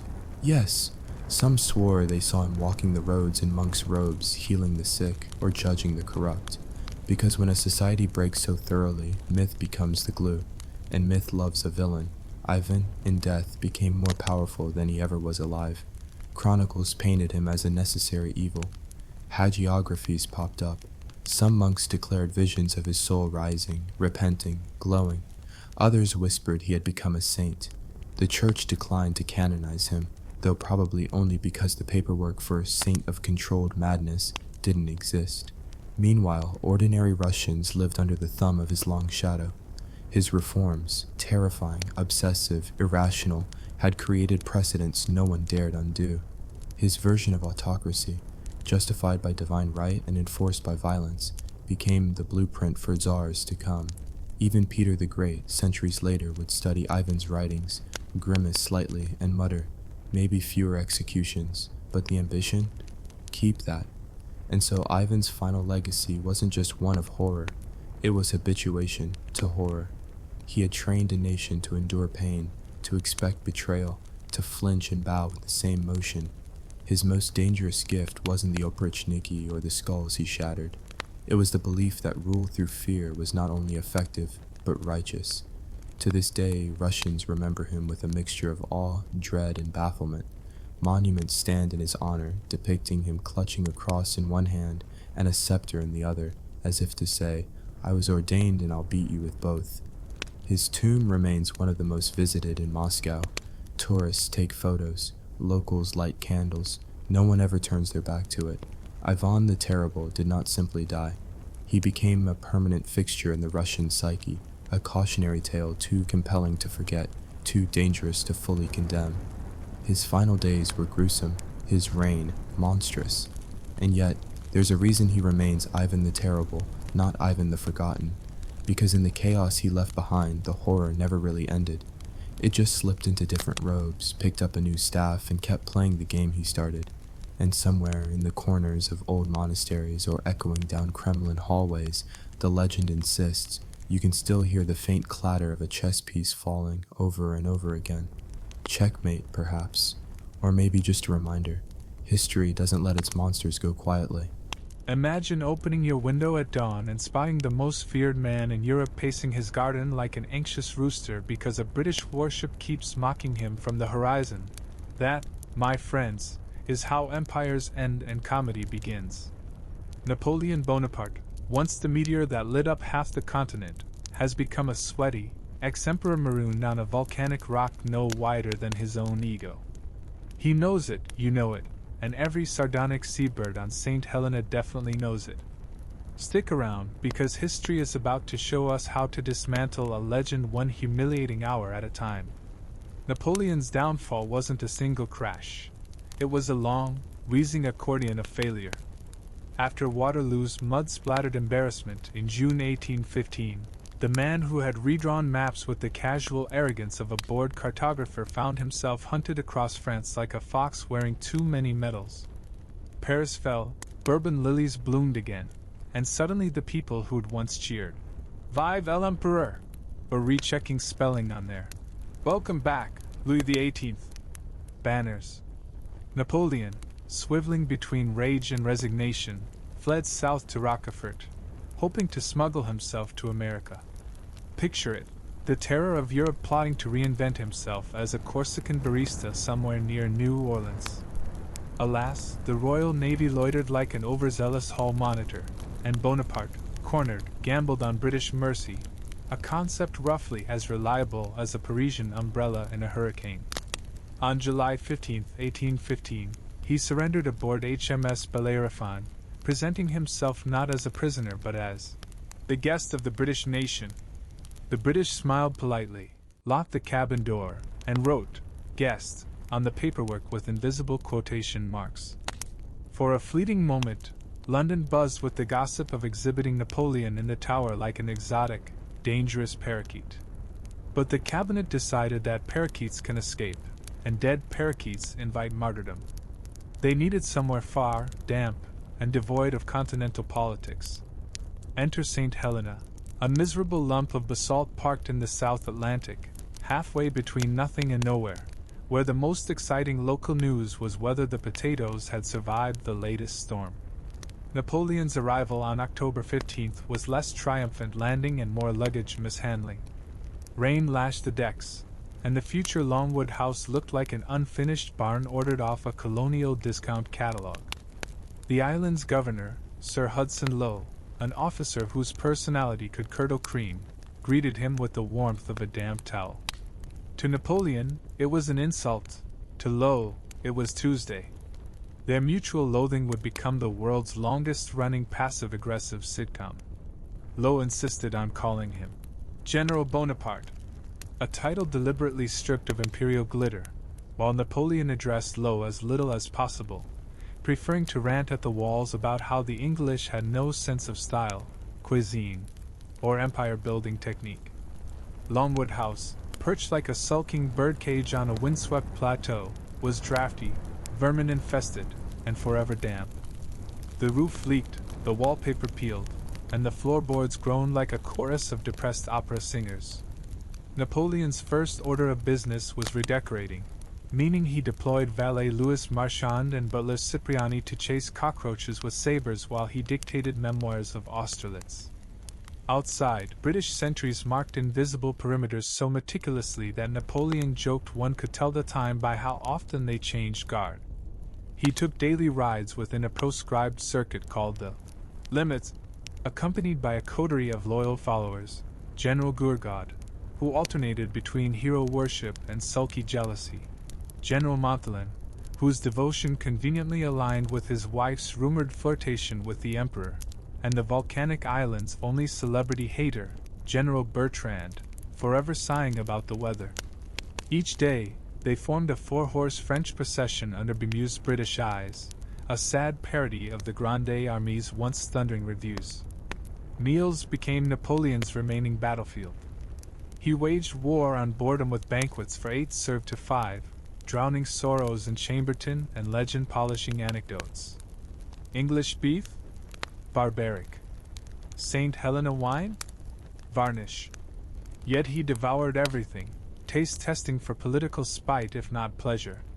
The British, convinced he plotted escape through soufflé, inspected every dish. A lobster might hide a secret letter, a peach pit, an encrypted map. In truth, Napoleon's culinary espionage amounted to hiding extra sugar cubes in his vest to sweeten the island's acrid coffee. Still, the rituals mattered, silverware precisely aligned like regiments, napkins folded with the symmetry of infantry squares at Wagram. Even in exile, aesthetics were strategy. With no armies left to command, Napoleon marshaled memories instead. He paced the damp corridors, dictating campaigns to Emmanuel de las Cases, turning mud-smeared bivouacs into marble temples. He recast defeats as misunderstood victories, elevating himself to tragic Promethean hero shackled by lesser beings. Las Cases dutifully transcribed, occasionally wiping tears. Whether of patriotism or mildew, history doesn't specify. The British, intercepting pages, suspected code. Lowe imagined invisible ink, secret ciphers, hidden orders to Caribbean conspirators. Really, it was just Napoleon fine-tuning the soundtrack to his own immortality. Of course, exile's true enemy is not indignity, it's monotony. The volcanoes slept, the sea never shut up, and the same clouds recycled themselves with exhausting predictability. Napoleon tried gardening, planting willows symbolic of his weeping destiny, but goats ate them. He attempted mathematics contests with Gourgaud, who cheated. Chess matches ended violently when pawns reminded him of conscripts. One afternoon, he dissected a globe, explaining how every continent should have been tricolored by now if not for idiots with bayonets. Gourgaud clapped until Napoleon accused him of clapping wrong. Evenings devolved into storytelling marathons fueled by brandy and self-pity. Montolin's wife, Albine, supplied gossip and questionable flirtations. Bertrand supplied sighs. Las Cases supplied ink. Lowe's supplied surveillance. Napoleon's health, forever a battlefield of its own, wavered. He suffered stomach pains, blamed the climate, the wine, British spite, and possibly cosmic injustice. Dr. Barry O'Mara, an Irish surgeon with equal parts sympathy and opportunism, diagnosed chronic gastritis and recommended fresh vegetables, which St. Helena produced about as enthusiastically as it produced joy. The Emperor snorted, demanded more meat, and accused Lowe of slow poisoning. Lowe retaliated by limiting correspondence, confiscating newspapers, and lecturing O'Mara about professional boundaries. Their feud escalated until O'Mara was shipped home, publishing a scandalous diary portraying Napoleon as a wrong genius and Lowe as villainous accountant. London readers gasped. Lowe glared. Napoleon smirked over his next plate of overcooked mutton. As 1817 dragged into 1818, the rhythm of exile ossified. Dawn inspections by British officers, mid-morning dictation, sulky afternoon rides, card games until candle gutters. Napoleon adopted English phrases, then mocked them. He collected exotic plants, then watched them die. He drafted plans for a novel about Julius Caesar, then abandoned it because the protagonist's ego felt too small. His waistline expanded while his world shrank, a cosmic joke on the man who once measured destiny in marching leagues. Each night, Atlantic winds howled like distant artillery, and Napoleon, lying awake, probably counted waves as he once counted battalions. Yet amid this slow suffocation, whispers blew in from Europe, revolutions budding, French politics teetering, the memory of empire refusing to stay politely buried. Visitors, Swedish captains, American merchants, the occasional star-struck midshipman, sought audiences, carrying tales of Bonapartist plots and Bourbon blunders. Napoleon pretended indifference but inhaled every syllable. Hope, that cruelest of insurgents, rattled shackles he pretended not to wear. If Europe still remembered him, perhaps Europe might need him again.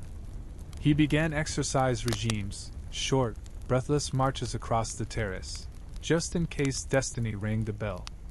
He had boots polished daily, plumes stored in trunks, medals aired to chase off island rust.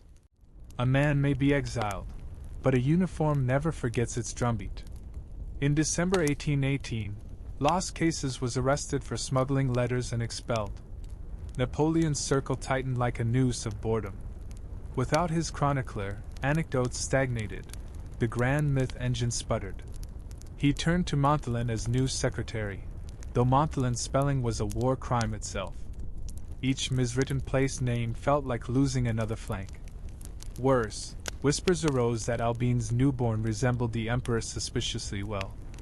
Napoleon ignored gossip but secretly tallied timelines. Meanwhile, British soldiers erected more fences, as though timber could cage ambition itself. Bonaparte's evening walks now traced a literal labyrinth of pickets, each post hammered in like a nail sealing history's coffin. Yet the most devious enemy prowled inside him. That nagging stomach ache sharpened into burning knives. He perspired through shirts, lost appetite, then gorged compulsively on sweets. An island doctor, Francesco Antimarchi, imported from Corsica by relatives, prodded his abdomen, muttered about hepatic disorder, recommended leeches and mild walks. Napoleon rolled eyes, demanded strong coffee, and penned a codicil dividing his silverware between loyal followers, just as a precaution, of course. Heartburn may be mundane, but legacy is forever. By early 1819, sunset gloom settled over Longwood like permanent smog. The emperor spent evenings staring at a flickering horizon, silhouette sharp against volcanic rock. He dictated fewer pages, rode shorter circuits, grumbled more at dinner, and paced at night with the restlessness of a caged panther who smells thunder. He told Bertrand that history was an hourglass smashed on a ballroom floor. "I am busy counting sand while Europe dances." Bertrand, true to form, sighed. And so ends the first quadrant of our imperial unraveling. The once invincible Titan stranded amid Atlantic emptiness, haunted by goats, governed by a petty Brit, his world reduced to leaking roofs and censored mail. Yet inside that shrinking frame slumbers a mind still plotting, still dreaming, still scheming to outwit boredom, Britain, and possibly mortality itself. Because for Napoleon Bonaparte, even exile must eventually offer one more battlefield. And fate, capricious meddler that it is, has not delivered its last volley. Let me know when you're ready to march into Part 2, where storms brew, alliances fracture, and the Emperor's health takes a darker, more sinister turn beneath the relentless St. Helena sky. February on St. Helena arrives like a damp sigh, and Napoleon wakes to find that the jungle of mildew on his bedroom wall has begun arranging itself into maps of Europe. At least, that's what he tells Montalon after throwing a slipper at a particularly aggressive patch near Vienna. The Emperor's daily life has shrunk to a maddening carousel of drizzle, dyspepsia, and debates over whether British boiled beef can technically be classed as a war crime. Outside, wind harries the tin roof. Inside, ants conduct reconnaissance across the sugar bowl, ignoring the chain of command with scandalous impunity. This, Napoleon informs Bertrand, is what true captivity looks like, an empire measured in cockroach patrol routes. With lost cases banished and O'Mara replaced by the endlessly cautious Corsican physician Antimarchy, Longwood's remaining inhabitants gravitate into rival camps like sulky planets. Gourgaud, equal parts valet and powder keg, resents Montalon's easy access to the imperial ear. Montalon resents Gourgaud's talent for reminding everyone how glorious things used to be. Bertrand resents literally everything, especially the climate, the goats, and waking up before noon. Their quarrels erupt over matters as crucial as whose turn it is to read aloud from Ossian or who stole the last preserved apricot. Each argument ends with Napoleon slamming a door and declaring that if he could still command 100,000 men none of this nonsense would happen, which is undoubtedly true but somewhat misses the point. Sir Hudson Lowe, meanwhile, refines pettiness to an Olympic discipline. He shortens the boundaries of Napoleon's riding limits for security reasons, which the Emperor interprets as a personal attack on my freedom, dignity, and digestive health. Lowe demands that all visitors sign statements promising not to use the title Emperor, as though etiquette might reverse 15 years of continental conquest. One hapless Polish officer, forgetting the script, bows too low and greets Napoleon as Your Majesty. Lowe pounces, cancels future visits, and congratulates himself on saving Europe. Napoleon retaliates by ordering his staff to address him even more extravagantly. Sire, sovereign of sovereigns, light of the age, purely to watch British clerks twitch. Spring brings tropical downpours that turn Longwood's courtyard into a gumbo of red mud and melancholy. Napoleon, cloaked in a grey greatcoat once fitted for a taller ego, squelches through puddles while lecturing Antimarchy on Roman sanitation systems. The doctor, already battling a language barrier and the Emperor's preference for self-diagnosis, nods gravely and prescribes more exercise, less wine, and a radical reduction in nightly servings of chicken a la Marengo. Napoleon counters that Marengo is medicinal and demands a fresh batch. That evening, stomach cramps fold him in half, and he spends hours pacing, fist pressed to belly, cursing English cooks, Bourbon kings, and whichever minor deity oversees intestinal revenge. Health becomes the island's chief obsession. Antimarchy keeps charts, measures pulse rates, and whispers to Montalon that the Emperor's liver feels swollen.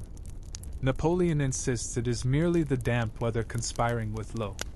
He alternates between sleepless manic bursts, dictating battle memoirs at 4 a.m, and lethargic days when he can barely sit upright at cards. Fevers flare, subside, return. One night, he dreams of white horses galloping over snow at Ilo and wakes drenched, certain that destiny is pawing restlessly outside his window. Bertrand records the incident with the forlorn precision of a bureaucrat noting the decline of a monument.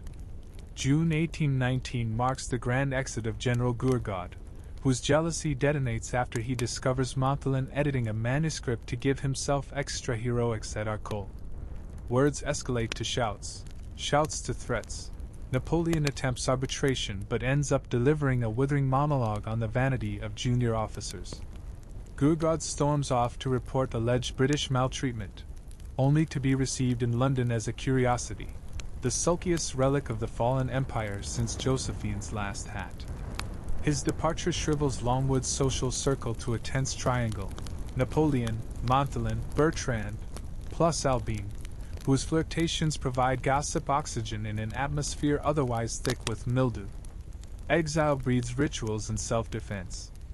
Each afternoon Napoleon dons his worn green uniform of the chasseurs à cheval, climbs astride a placid mule, horses having succumbed to island shortages, and leads a ceremonial parade around a circuit barely 3 kilometers wide.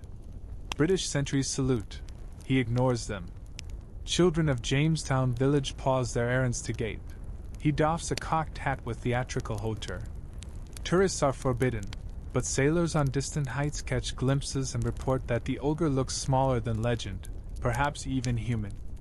The emperor returns sweaty, triumphant, immediately complains of chest tightness, and soaks his feet in mustard water while Montholin reads correspondence, mostly low, reminding him to pay household bills he refuses on principle. Autumn arrives dressed in perpetual twilight. Rainwater seeps through cracked shingles onto Napoleon's maps, blurring ink like dissolving frontiers. He orders extra oil lamps to combat the gloom, which only thicken the air until rooms smell of rancid wick. Sleep eludes him. He wanders corridors at midnight, tracing campaigns across wallpaper, whispering troop movements to no one. Once, Antimarchy finds him standing barefoot in the pantry, devouring cold potatoes with the urgency of a man provisioning for siege. Later he cannot recall the incident, and accuses Bertrand of hiding food supplies as part of a British plot. The steward, long since immune to absurdity, merely produces another potato. Rumors drift in on merchant vessels. Spanish liberals revolt, Italians agitate, France quivers under Bourbon dullness. The emperor's eyes spark at talk of discontent. He drafts hypothetical proclamations to "My brave Parisians," stores them in a locked desk, rereads them at sunset like love letters to a continent that has filed a restraining order. He sketches invasion routes through Piedmont with matchsticks, then burns them in frustration. No fleet, no funds, no time. Still he rehearses speeches in the garden, gesturing to invisible marshals while goats chew weeds behind him, unimpressed audience to the greatest ghost army never mustered. Early 1820 brings crushing news. Josephine's daughter Hortense writes of political scandals. His mother, Letizia, sends prayers. Marie-Louise remains silent, busy being an Austrian duchess, and his only legitimate heir, the King of Rome, is being raised in Vienna under the title Duke of Reichstadt, a puppet prince taught to admire waltzes more than cannons. Napoleon receives the letters in stony silence, then spends hours crafting replies he never sends, convinced Metternich intercepts everything. The sense of legacy slipping beyond reach gnaws more savagely than any British restriction. That same winter, Sir Hudson Lowe initiates Operation Paper Blizzard, demanding that every scrap leaving Longwood be inspected. Montholin's drafts return crisscrossed with censor marks, as if bayoneted by red ink. Napoleon retaliates by dictating entire pages of classical references in Greek, daring censors to parse Homer. Lowe, lacking Homeric scholars, simply blocks the lot. The emperor sulks for weeks, complaining that even Calypso's island offered better postal service. Physically, he wilts. Hair thins, skin yellows. The once stocky frame softens into padded angles. Antimarchy notes persistent nausea, spells of dizziness, strange swelling near the belly. He tentatively utters the word ulcer, which Napoleon waves away with a joke about Bessieres' saber wound hurting worse. More worrying is the sudden weakness in limbs. Mounting the mule becomes a tactical operation requiring 2 orderlies and a strategic grunt. Evening strolls shrink to half circles around a rotting cabbage patch. March 1820 unleashes a new torment, stabbing pain that folds him double during dinner. He grips the table, white-knuckled, dismisses servants, then vomits dark slush that smells of iron and regret. Antimarchy prescribes opium, mild broths, absolute rest. Napoleon obeys the opium, scorns the broth, scoffs at rest. Instead, he summons Bertrand and Montholin to draft codicils dividing what little property he still controls. A few diamonds sewn in waistcoat linings, portrait miniatures, the sword of Austerlitz. In a softer voice, he outlines burial wishes, on the banks of the Seine, among the French people, pausing only to wince as another spasm grips him. News of the Paris Opera assassination attempt on the Duke of Berry reaches St. Helena days later. Napoleon listens intently, then leans back with a thin smile. History, it seems, still has appetite for bourbon tragedies. Sir Hudson Lowe panics, tightens security, convinced French agents will storm the island to rescue their idol. The reality is that no one is coming, Europe is exhausted, and Napoleon is 50, old by the standards of campaigners who marched barefoot across Russia. Yet the Emperor savors the British anxiety like a final glass of Chambertin, toasting Lowe's sleepless nights with theatrical coughs. Summer creeps toward the southern Atlantic in April. Heat presses on Longwood, trapping smells of stale sweat and herb poultices. Napoleon spends afternoons reclining on a chaise, hat-brim shading fever-bright eyes, dictating scattered maxims. Greatness is endurance. History is the fiction agreed upon. Never trust an English ration. He revises his will, then revises it again, each version shorter, more pointed, as though words now tax him like forced marches. Bertin notices tremors in the Emperor's hand. Montalin notices dark stains on bedsheets. Antimarchy notices he is slowly, inexorably running out of medicines, or perhaps hope. Yet hope, like a stubborn drummer boy, refuses to quit entirely. In private moments, Napoleon imagines miraculous recovery, a robust second wind, a daring escape aboard a Yankee schooner, arrival in South America where new republics crave generals. He pictures gauchos saluting, condors wheeling overhead, campaigns across Pampas crowned with a fresh empire painted in tricolor stripes. Then pain stabs again and shatters the mirage, leaving only the buzzing of island flies and the faint click of Lowe's sentries marking time outside the window. By September, even the garden's willows droop in sympathy. Rain returns, but where once it smelled of sea salt and possibility, it now reeks of damp linen and decay. Napoleon rarely leaves his room. He dictates memoir fragments in slurred murmurs half drowned by the patter on the roof. The servants tiptoe. Bertrand keeps vigil. Montalin drafts letters home, omitting the smell of sickness clinging to the Emperor's sheets. Antimarchy doses his patient with calomel and laudanum, grimly aware he is fighting an enemy that marches inside cellular ranks he cannot see. Longwood at night becomes an opera of creaks and coughs. Outside, surf crashes like distant applause. Inside, Napoleon dreams he is leading grenadiers up the terraces of Jena, but the drums sound hollow, and the flag weighs too much, and suddenly he is alone on a windswept plateau staring at a single, staring goat. He wakes, calls for water, whispers something in Corsican no one understands, then slips back into fevered half-sleep.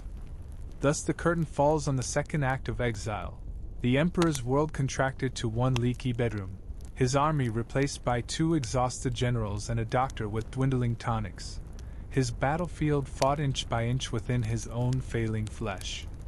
Yet even as disease entrenches and British vigilance tightens, the spirit that once outraced kingdoms still flickers behind dulled eyes, plotting impossible comebacks in the silent hours before dawn. By the beginning of 1821, Napoleon Bonaparte, once the master of continental chessboards, whisperer to fate, nightmare of monarchs, had been reduced to a man measuring life in tablespoons of laudanum and the distance from his cot to the chamber pot. The Atlantic winds howled as always, but now they sounded less like drums of destiny and more like the creak of history trying not to look directly at what had become of its most flamboyant protagonist.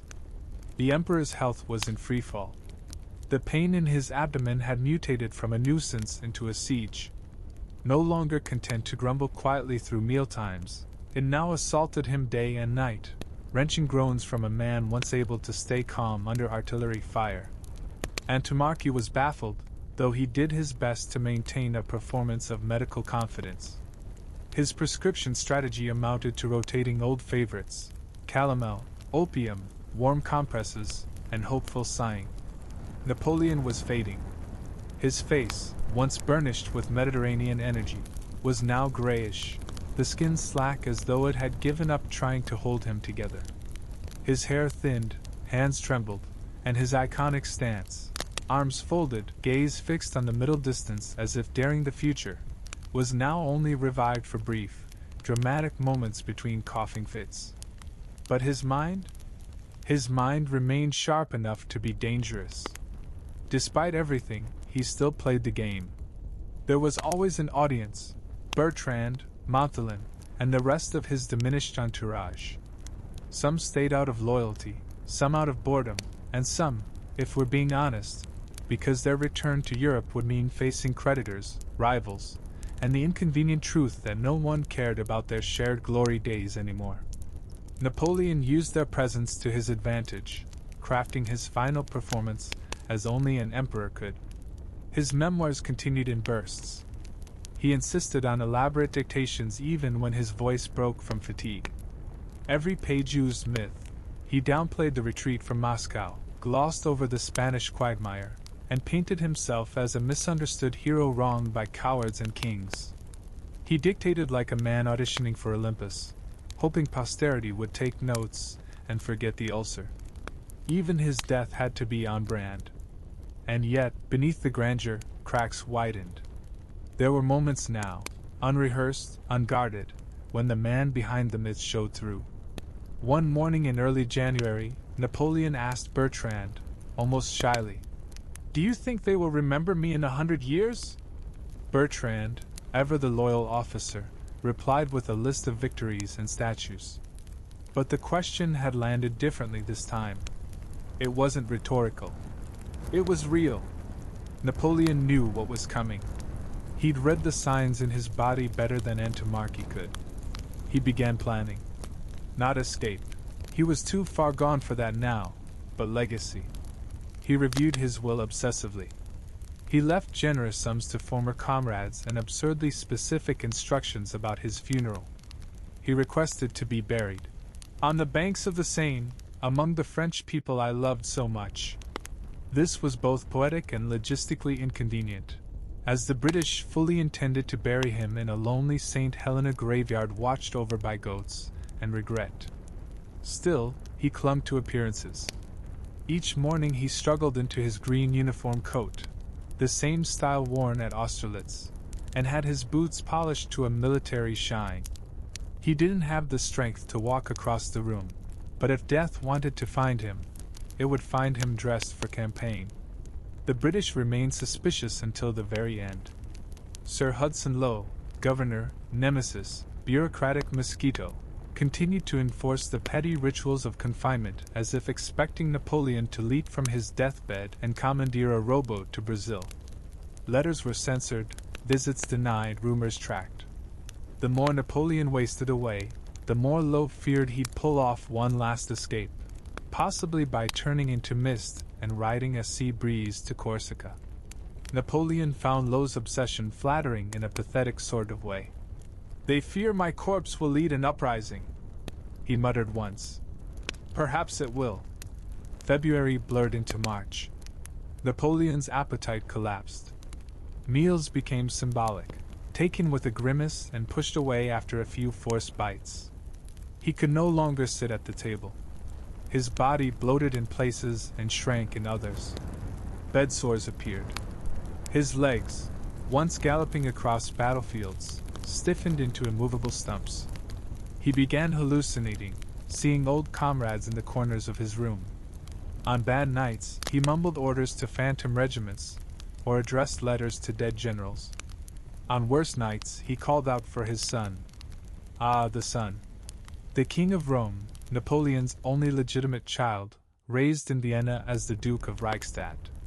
The boy was sickly, guarded, and being molded by the Habsburgs into something unrecognizable.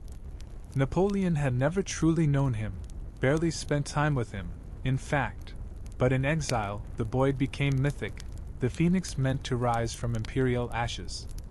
Napoleon never stopped referring to him as "my son, the Emperor." He dictated letters to him he knew would never be delivered, filled with advice on how to rule, how to survive, and how to recognize betrayal even when it smiles. "Trust no one with clean fingernails," he once wrote. "They have never known hardship." By April, Napoleon was largely bedridden. The room stank of illness and sweat, masked feebly by herbs and vinegar. He still insisted on a fresh shirt each morning.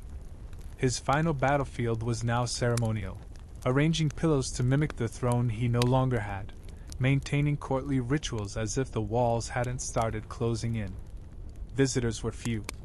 British officers made the occasional inspection, more out of obligation than espionage. None could stomach what they saw. Napoleon's final days weren't noble. They weren't grand. They were brutal. On May 3rd, he could no longer speak clearly. His breath was shallow. Monarchy and Montholin hovered like mourners at an open grave, watching the man fade in slow, painful increments. His skin was mottled. His abdomen, distended and rock-hard, was a canvas of suffering. They applied poultices, offered broth, recited prayers. Napoleon refused a priest. "I am not afraid," he whispered. "Leave me to my war." On May 5th, a storm rolled in, fittingly dramatic. The sky darkened as if the world understood the final curtain was about to drop.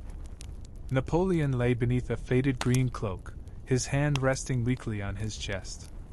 In his final moments, he reportedly muttered, "France, the army, head of the army, Josephine," and then silence. Napoleon Bonaparte, Emperor of the French, destroyer of monarchies, founder of civil codes, tormentor of Europe, was dead. A man who had rewritten history with bayonets and bureaucracy had finally been written out of his own story. The British immediately locked the room. No one was to enter until they'd finished arguing about autopsies. Sir Hudson Lowe, upon hearing the news, looked out to sea and muttered, "Well, it's over." And he was right. But it wasn't. Because in death, Napoleon became something even more dangerous than in life, a symbol, a martyr, a myth. His fall was over, but the rise of legend had only just begun. The body lay in state beneath a tattered tricolor sheet, its colors dulled by mildew and sea air, and already the myths began crawling over it like industrious ants. Montholin, ever the tactician of sentiment, arranged Napoleon's hands as though still gripping an invisible sword. Bertrand whispered that the fingers twitched, which was nonsense but useful nonsense, the sort that sprinted ahead of hard facts and built monuments before the autopsy knife could ruin everything. Morning brought the British surgeons, 7 of them, crowding the humid chamber with a rustle of starch and suspicion.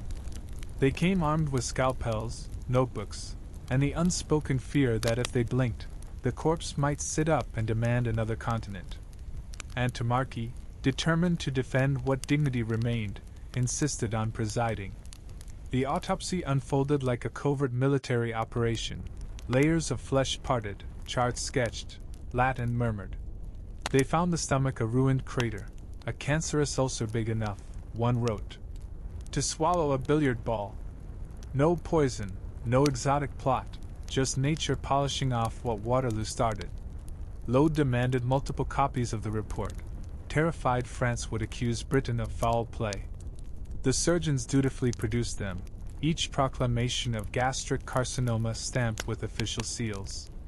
Yet as soon as word reached the mainland, pamphlets sprouted declaring that perfidious Albion had slowly murdered the emperor with arsenic, copper roofs, or sheer Englishness.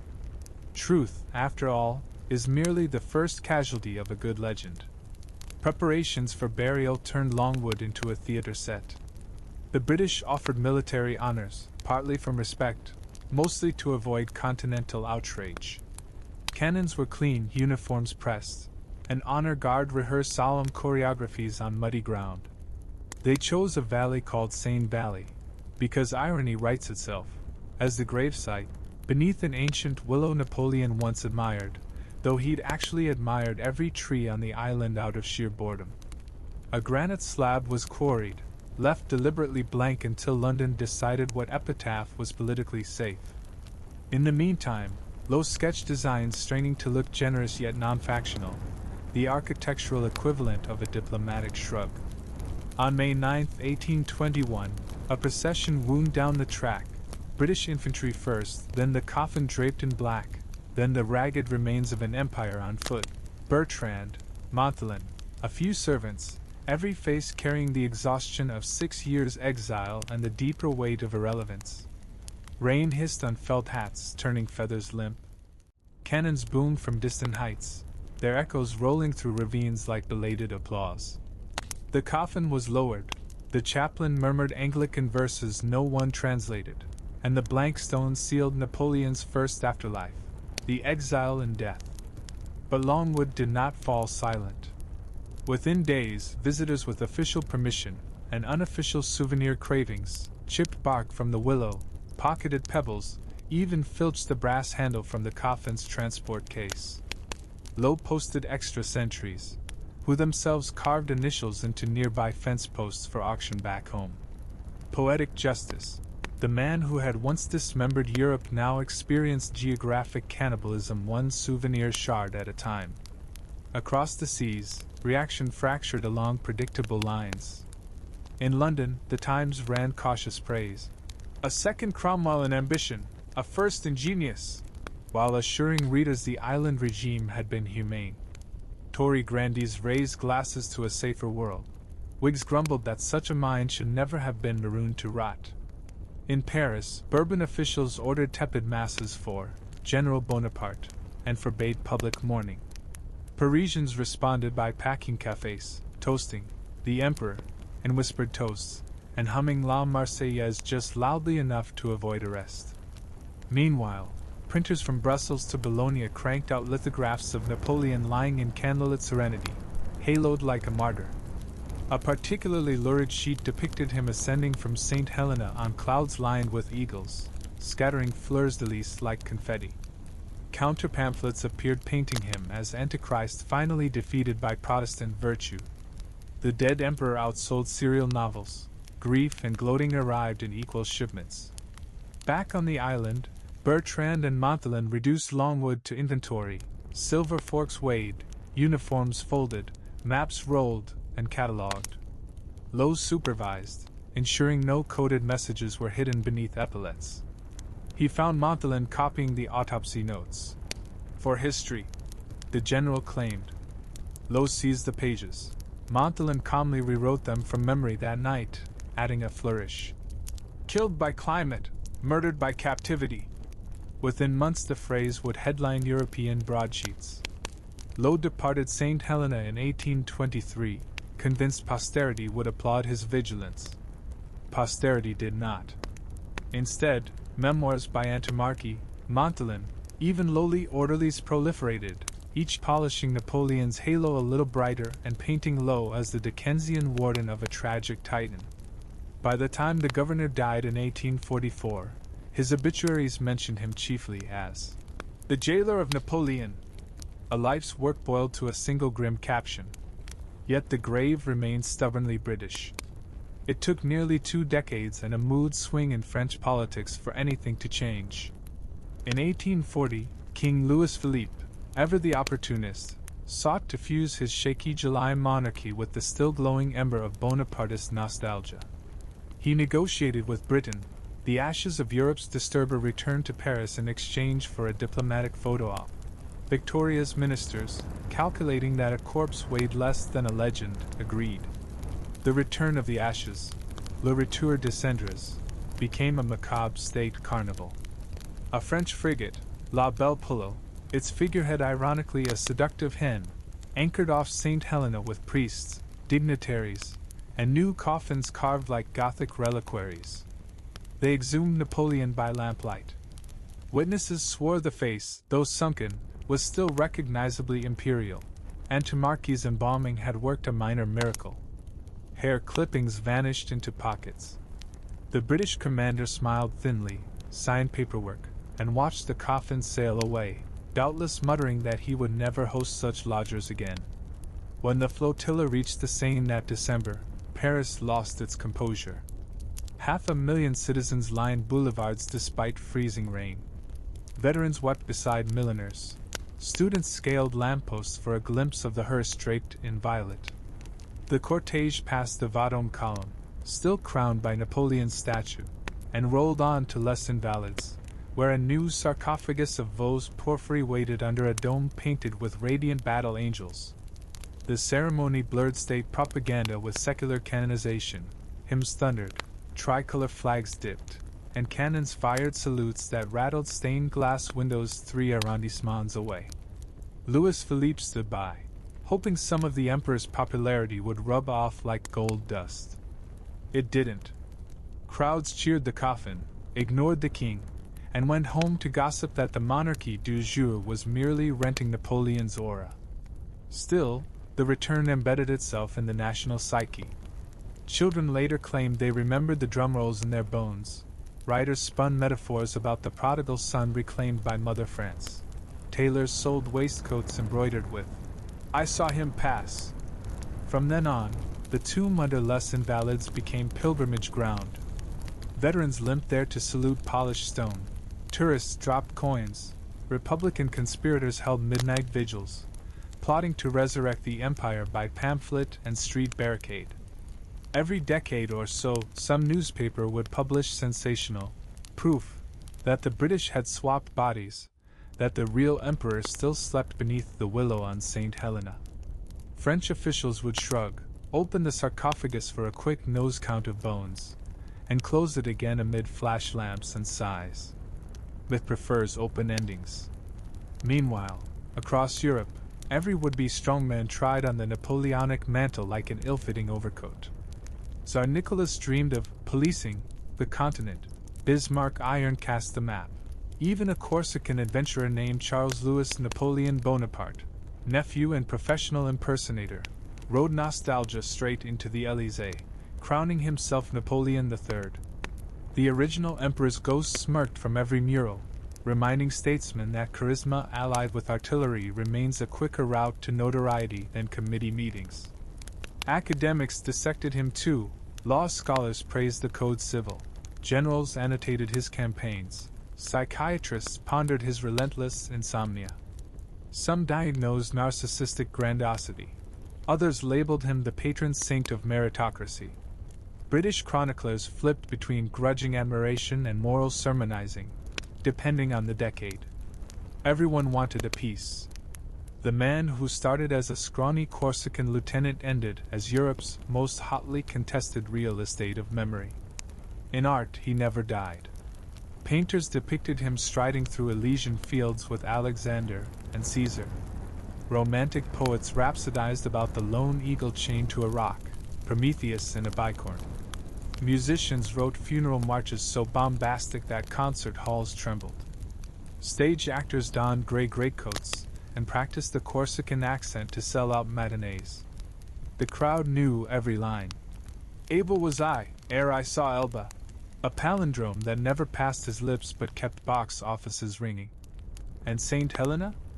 It traded goats for tourists. Packet steamers dropped off pilgrims eager to stare at an empty valley, buy vials of Napoleon willow leaves, and complain about English cooking just to feel authentic. The islanders, pragmatic souls, built goose houses, printed postcards, and told stories tailored to tips. Some claimed the emperor's ghost still paced Longwood at night, dictating revisions to the memoirs. Back in London, Sir Hudson Lowe's descendants filed dusty boxes of correspondence, hoping historians might someday salvage their ancestors' reputation. They didn't. Popular culture cast him as warden opposite the heroic Exile, and that judgment stuck like cockleburrs. Even his tombstone in Somersetshire attracted graffiti, a tiny NB scratched beside his name, imperial initials haunting him past death. Yet strip away the pageantry, the propaganda, the merchandising, and what remains is almost simple. A man died of stomach cancer at 41 after reshaping the world through ruthless brilliance and staggering ambition. He was brilliant, he was reckless, he was cruel, he was visionary. He crowned himself, uncrowned thousands, shattered feudal bonds, and forged new chains of nationalism. He met his end on a rocky dot because weaker men feared his shadow more than armies. And that fear, paradoxically, guaranteed he would never truly leave. For history loves a contradiction, the conqueror conquered by biology, the jailers trapped by the legend they tried to contain, an empire collapsed yet immortal inside textbooks, operas, and street names. Napoleon's final victory wasn't Austerlitz or Jena. It was outliving his autopsy, his grave, even the empire he built. Every time a student memorizes the metric system, a lawyer cites the code, or a tourist snaps a photo of the Golden Dome at Les Invalides, the heartbeat of a man long enters the present tense again. In the end, the world kept turning, borders kept bleeding, and new tyrants auditioned for the role he pioneered. But none have managed to step out of his shadow entirely. St. Helena's wind still whispers through that empty valley, rustling the grass over a stone that once held a body and now cradles only a rumor.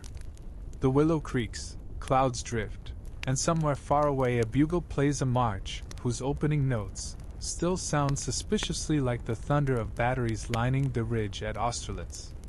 Because legends, like empires, do not die cleanly. They mold, they migrate, they echo. And long after the flesh surrenders, the idea keeps pacing, relentless, restless, forever plotting the next impossible comeback. Imagine waking up in ancient Rome to find your emperor hosting a dinner party where the main course is a live-acting troupe he's decided to feed to his pet panther, because it blinked at him funny. That, friends, is just an average Tuesday under Caligula, the man who tried to make his horse a consul and declared war on the god of the sea. Buckle in for a ride through marble corridors slick with paranoia, excess, and more creative executions than a slasher film festival. Caligula's story begins, ironically, as Rome's darling mascot.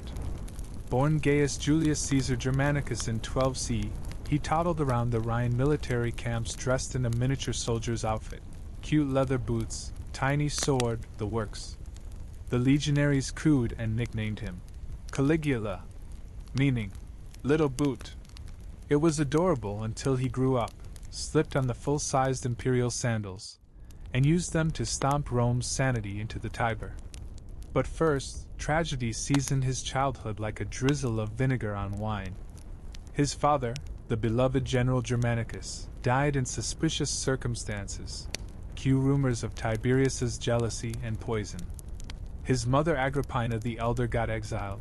2 of his brothers were starved in prison, and Rome learned the hard way that emperors treat potential rivals the way pet lions treat slow servants. By age 19, Gaius had perfected the art of smiling politely at men who might murder him before dessert. When Tiberius finally croaked on the resort island of Capri in 37C, possibly smothered with a pillow by the head of the guard, though ancient sources argue, Rome exhaled like a freed hostage. The Senate rushed to proclaim Caligula princeps, praising him as the sun after a long night of Tiberian gloom. Streets flooded with triumphant mobs. Prisoners were released, taxes suspended, games announced. For the first few months Caligula surfed a tsunami of goodwill, handing out bonuses to guards, stipends to citizens, and sacrificial bulls to every temple within smelling distance.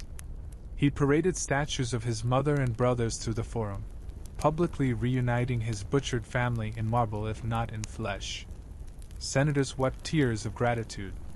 The Roman world hadn't enjoyed this level of optimism since Augustus invented peace by conquering everyone. Then, 7 months in, something snapped. Sources differ on the trigger. Suetonius blames a mysterious brain fever that left Caligula delirious. Cassius Dio hints at poison. Modern scholars suggest epilepsy, encephalitis, or simply the intoxicating realization that absolute power means never saying you're sorry.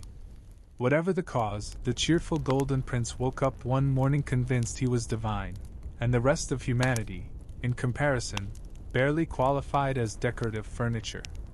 The empire turned overnight from civic playground to personal terrarium. His first victims, the Senate's dignity and the treasury's balance. Caligula emptied state coffers faster than a gambler on a losing streak, funding month-long gladiator games, theatrical orgies, and architectural whimsies like gilding his palace ceilings so heavily that pigeons blinded themselves on the reflections. When funds ran low, he declared back taxes on wealthy citizens, held public auctions of gladiators' weapons, and, most profitable of all, accused senators of treason, confiscating their estates after conveniently brief trials. To spice up proceedings, he sometimes ordered the condemned's children executed alongside them, reasoning that wolf cubs grow into wolves and he preferred his politics puppy-free. Yet his cruelty wasn't merely practical, it was performance art. At dinner parties he'd burst into sudden laughter, then explained to puzzled guests. "I'm thinking how easily I could have you killed this instant." He once invited spectators to watch executions scheduled at lunchtime, only to complain when rain delayed the show. "I'll remind the gods who's emperor here." Another time, he commanded an amphitheater to be sealed so the midday break could be filled by throwing an entire seating section of hecklers to the wild beasts. Crowd supervision solved. Rome had seen tyrants, but Caligula added surrealist flair. Convinced the traditional palace wasn't grand enough for his cosmic magnificence, he connected it to the temple of Castor and Pollux with a floating bridge of marble-clad pontoons across the Bay of Baiae, just so he could ride his horse Incitatus across water while wearing Alexander the Great's breastplate. The stunt reportedly bankrupted multiple provinces and sank several cargo fleets diverted for building materials, but the view of an emperor galloping over the Mediterranean in bronze armor was, by elite standards, worth every grain of imported sand. Speaking of Incitatus, the emperor's equine BFF enjoyed a lifestyle outluxing half the Senate. The stall had ivory troughs, a necklace of precious gems, and guards to maintain nighttime silence. Caligula allegedly planned to elevate the horse to consul, a satire of Rome's political class so savage it looped back to genius. Senators seethed but could hardly argue they'd do better. After all, Incitatus never plotted tax hikes or fell asleep during debates. Religion, to Caligula, was another toy box. Declaring himself a living god, he erected statues of his own likeness in gold leaf robes inside major temples, demanding daily worship. He posed alternately as Jupiter, Apollo, and Venus, depending on costume changes. Rumors said he'd stroll through the palace at night, conversing with statues of other deities, issuing them ultimatums. The gods, sensibly silent, fueled his certainty that he bested Olympus at its own game. He even ordered the Jewish temple in Jerusalem to install a colossal effigy of himself, until his legate Publius Petronius stalled long enough for Caligula's assassination to solve the diplomatic crisis. The imperial court, once a hive of intrigue, became a minefield of ever-changing etiquette. One day Caligula might embrace a senator as brother. Next day, he'd have that brother executed for looking melancholy. Visitors entered with wills prepared and togas freshly laundered, unsure whether they'd leave with honors or without limbs. Messalina, future empress and unofficial champion of scandal, reportedly learned early to feign enthusiasm for whatever depravity the emperor floated that afternoon. Human chandeliers covered in pitch? Delightful. A banquet where every course must scream. How inventive, Caesar. Not even geography escaped the man's derangement. In 39 C he declared war on Neptune, god of the sea, after rough waves frustrated a coastal campaign. His legions lined the shore of Gaul, stabbing swords at water and collecting seashells as spoils of victory.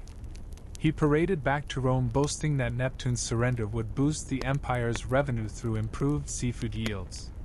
The shells were displayed in the temple treasury. Senators applauded with the frozen smiles of men who'd just seen their life flash before their eyes. Yet amid the absurdity lurked genuine terror. Caligula's paranoia swelled until anyone with lineage, assets, or a noticeable beard risked charges of conspiracy. German guards replaced Praetorians in key posts. Secret informers thrived. Executions became morning announcements. The Palatine corridors echoed with screams, then silence, then the slap of sandals as servants mopped blood before dinner. By late 40 CE, Rome's collective dread simmered to boiling. Senators plotted, officers hedged bets, and even the Praetorian Guard, traditional lapdogs to reigning autocrats, noticed that unpredictable masters shorten life expectancy. Enter Cassius Chaerea, a tribune whom Caligula mocked relentlessly for a soft voice. At each password inspection the emperor supplied obscene phrases. Chaerea swallowed insults until January 41 C, when a troupe of actors performed in the palace for the annual Palatine Games. Fittingly, theater set the stage for assassination.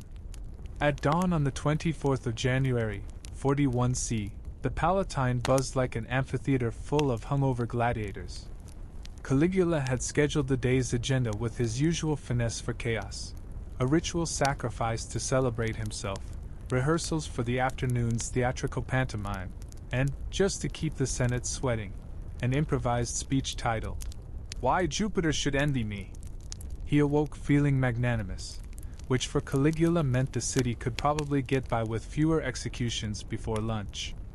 His German bodyguards assembled in bronze splendor, their plumed helmets bobbing through halls that smelled of incense, spilled wine, and scorched goat.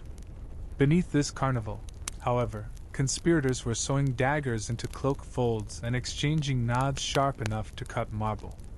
Leading them was Cassius Chaerea, the Praetorian tribune Caligula had mocked for months with whispered nicknames like Lady Venus and Pretty Wrist. Each time Chaerea requested the day's password, Caligula offered gems such as Priapus or Aphrodite, accompanied by pelvic gestures worthy of back alley mosaics. Today the password was rumored to be Jupiter's lover, and Chaerea had decided it would be the last joke he ever endured. The plotter's roster read like a dinner party guest list curated by paranoia itself. Several senators eager to rescue their estates from imperial shopping sprees, a handful of equestrians nursing fresh humiliations, and even members of Caligula's own court, including his freedman secretary Callistus, who hedged loyalties the way gamblers hedge dice. The goal was breathtakingly simple: stab, stab again, and stab some more before the Germans realized anything was wrong. Morning ceremonies dragged on.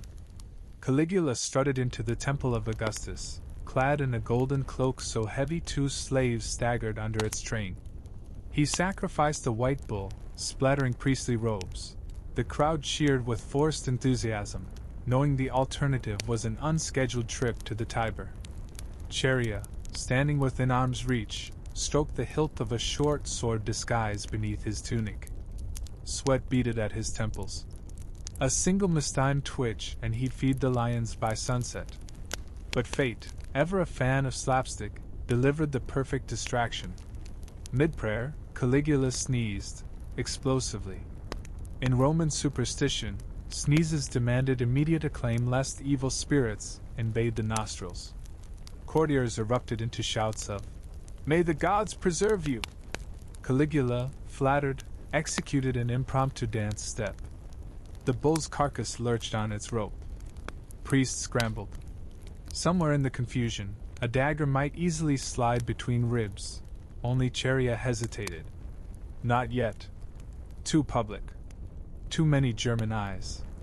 Opportunity ripened after noon when the emperor decided to inspect a troupe of actors rehearsing for the Palatine Games. These performers specialized in mythological skits heavy on slapstick, light on clothing, Caligula's favorite combination. He announced he would critique their delivery of the lines wherein Apollo flays Marsyas alive. Actors paled, Chaerea's heart accelerated. The rehearsal was set in a narrow portico connecting the palace to the underground passage leading toward the theater, a perfect bottleneck, with minimal escape routes and lousy lighting. Better still, the Germans traditionally waited outside, uninterested in watching half-naked thespians misquote Homer. Caligula swept down the corridor accompanied by a handful of sycophants and his uncle Claudius, who shuffled along trying to appear invisible, a lifelong habit that had kept him marginally alive through previous purges. Behind them drifted Chaerea, 2 co-conspirators, and a senator named Cornelius Sabinus who'd volunteered to deliver the first blow if cowardice didn't trip him first. At the threshold, Caligula paused to berate a stagehand for perspiring in his imperial presence. He demanded the man be flogged later, for leaking like a barbarian swamp. Laughter rippled from the entourage, just enough, never too much. Chaerea and Sabinus exchanged glances that said, "Now or never." Sabinus lunged. His blade opened Caligula's shoulder instead of his neck. The emperor whipped around, eyes flaring with disbelief more than pain. "Traitor!" he barked, and tried to shove Sabinus aside. That stumble bought Cheria the angle he needed, a savage thrust to the groin, punctuation for every body password. Caligula shrieked, half curse, half shrill query to whatever gods had so abruptly quit his fan club. Panic detonated. Actors scattered, sandals slapping marble. Another conspirator drove steel into Caligula's chest. A fourth slashed his face. The emperor toppled, arms flailing, golden cloak tangling around his legs like molten chains. Even on the floor he fought back, clawing at attackers, spitting blood-laced insults. But steel out-argues rhetoric. After 30 seconds of frenetic butchery, Rome's most unhinged ruler lay twitching in a pool of wine-red life. The silence that followed was brittle enough to shatter under a whisper.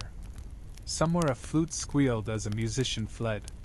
Cheria wiped his blade on Caligula's cloak, met Sabinus's wide eyes, and whispered, "We're committed now." They still had to address two loose ends, the German guards outside and any heirs inside. The first task took care of itself. When conspirators burst into the courtyard proclaiming Caligula's death, the Germans reacted with instinctive loyalty, charging down corridors roaring vengeance. But they lacked clear orders and encountered only chaos, senators sprinting, slaves whimpering, corridors echoing with conflicting commands.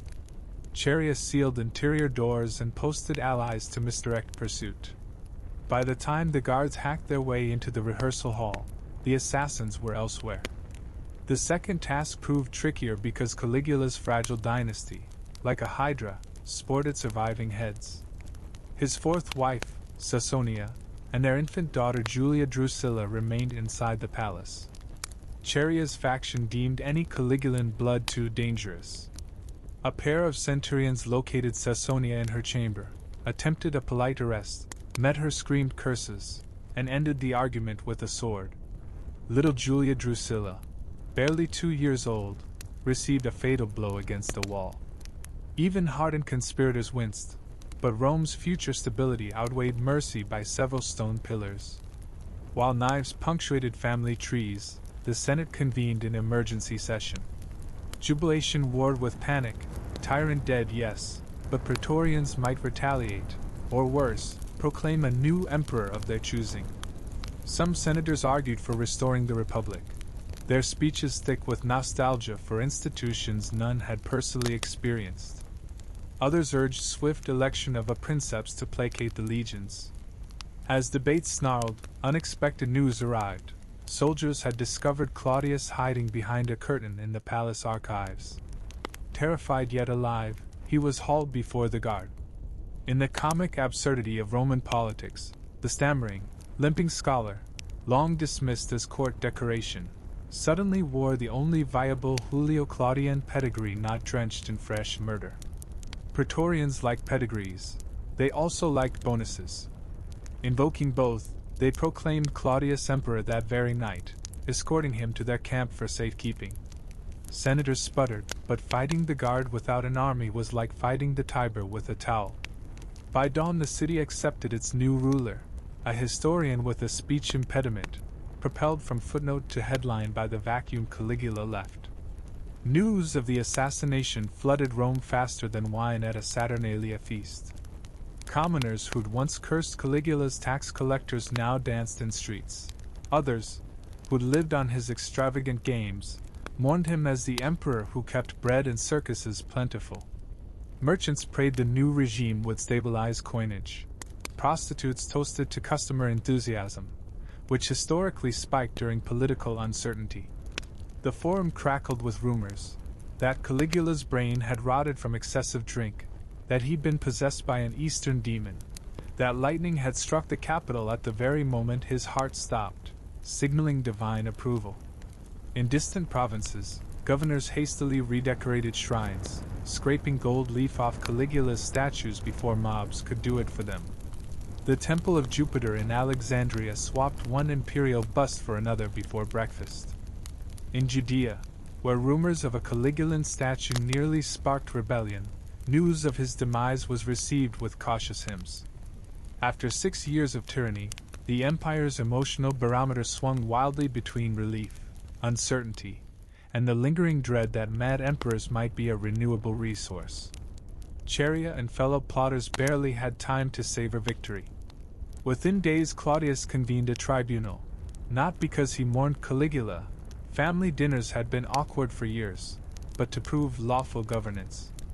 Publicly, he praised the conspirators for freeing Rome.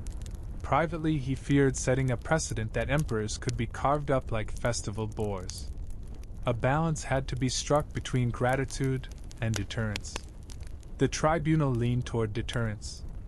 Cheria defended himself with stoic eloquence, arguing he had restored liberty to Rome and saved countless lives.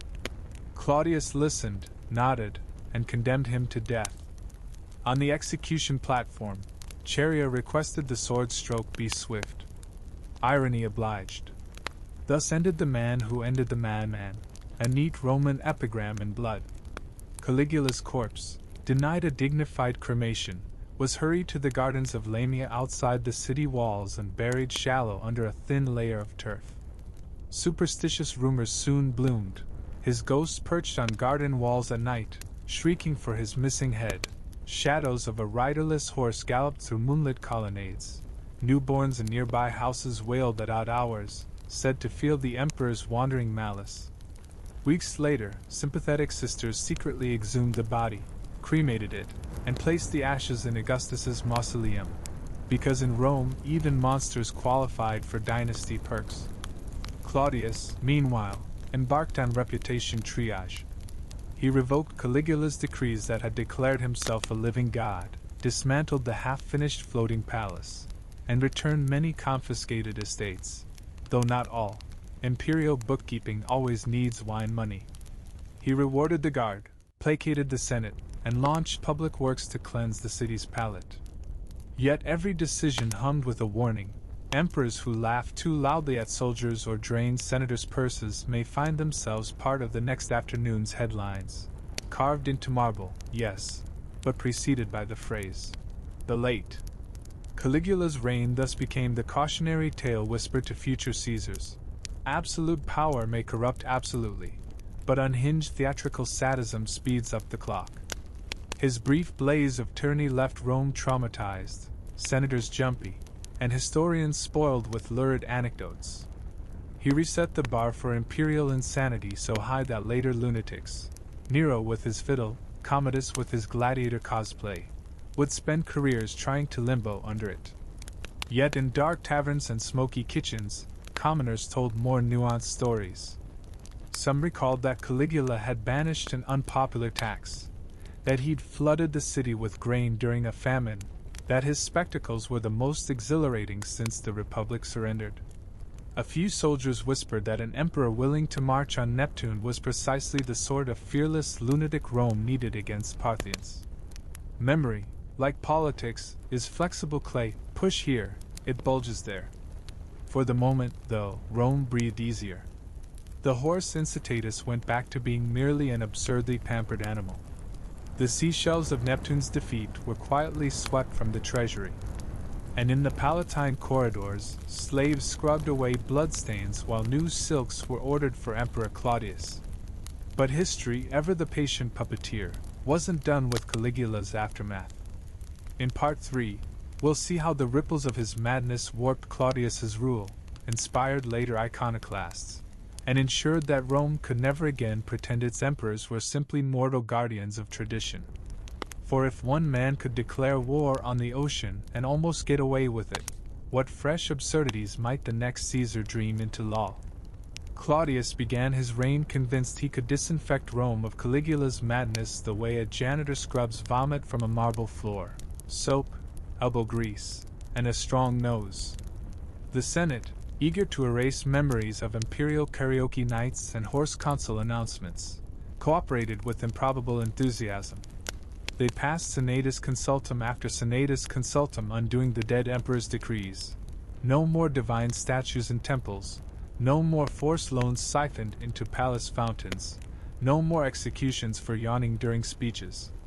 But Rome had learned that trauma lingers like smoke in draperies, and every attempt to air out the Palatine only spread the stench to new corners. First came the purges, polite on parchment but brutal in practice.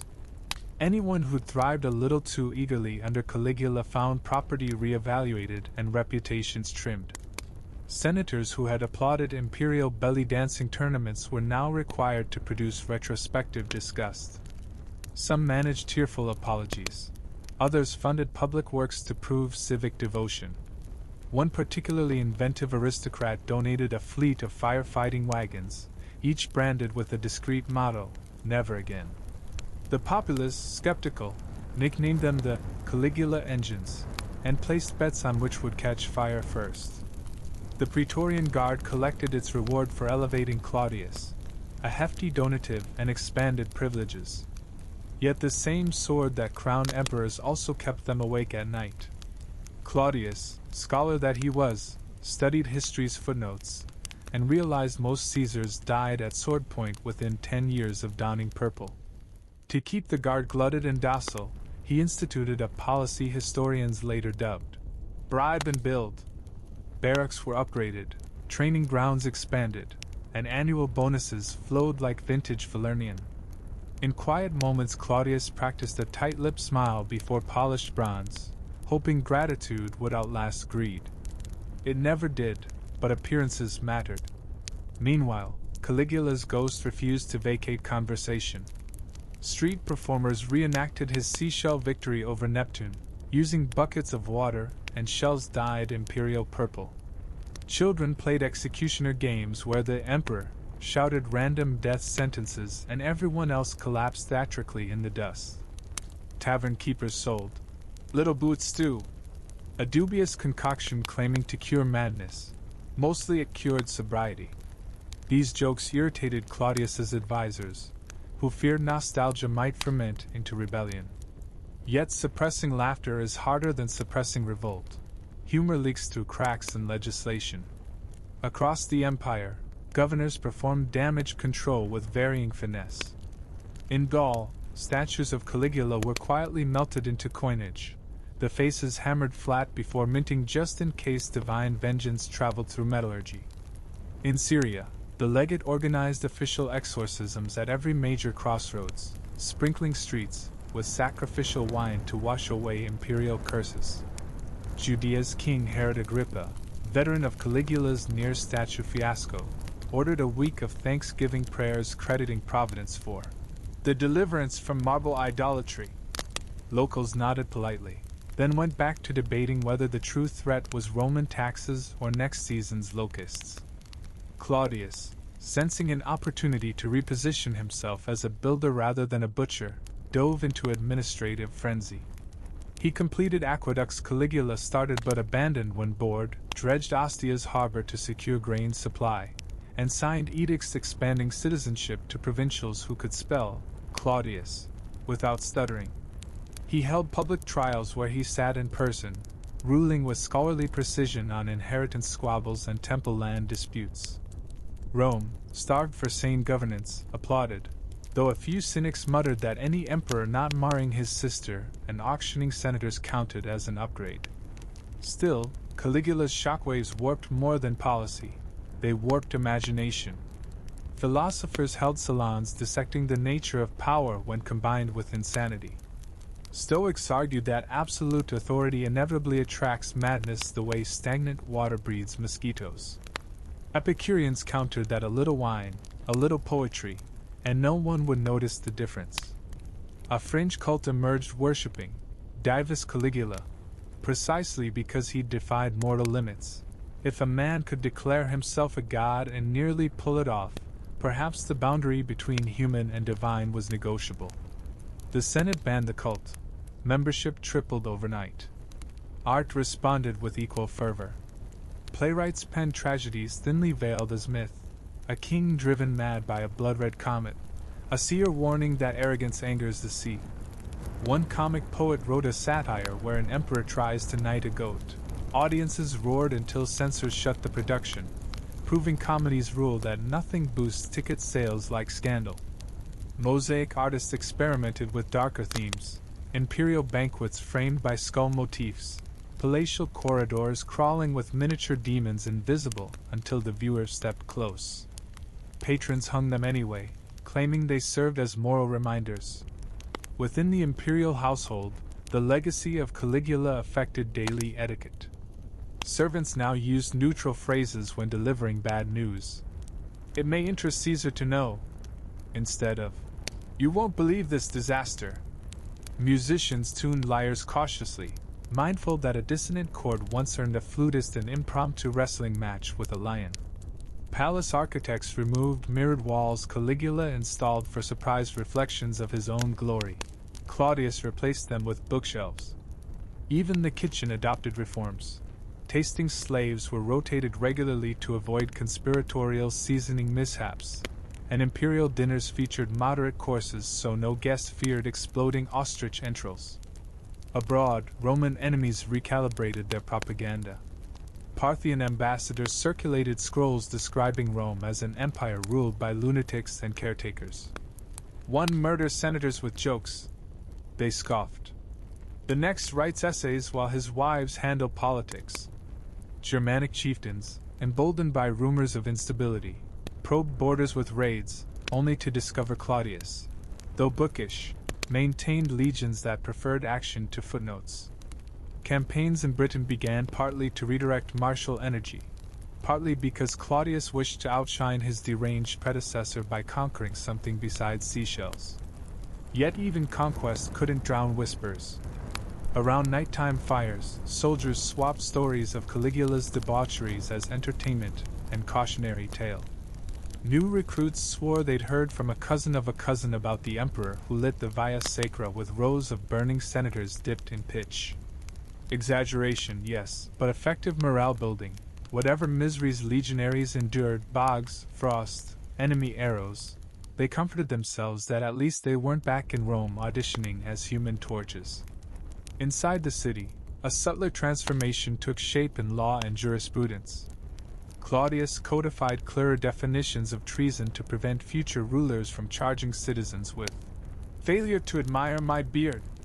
He established appeal processes, albeit ones still subject to imperial override. Jurists debated where divine right ended and civic duty began.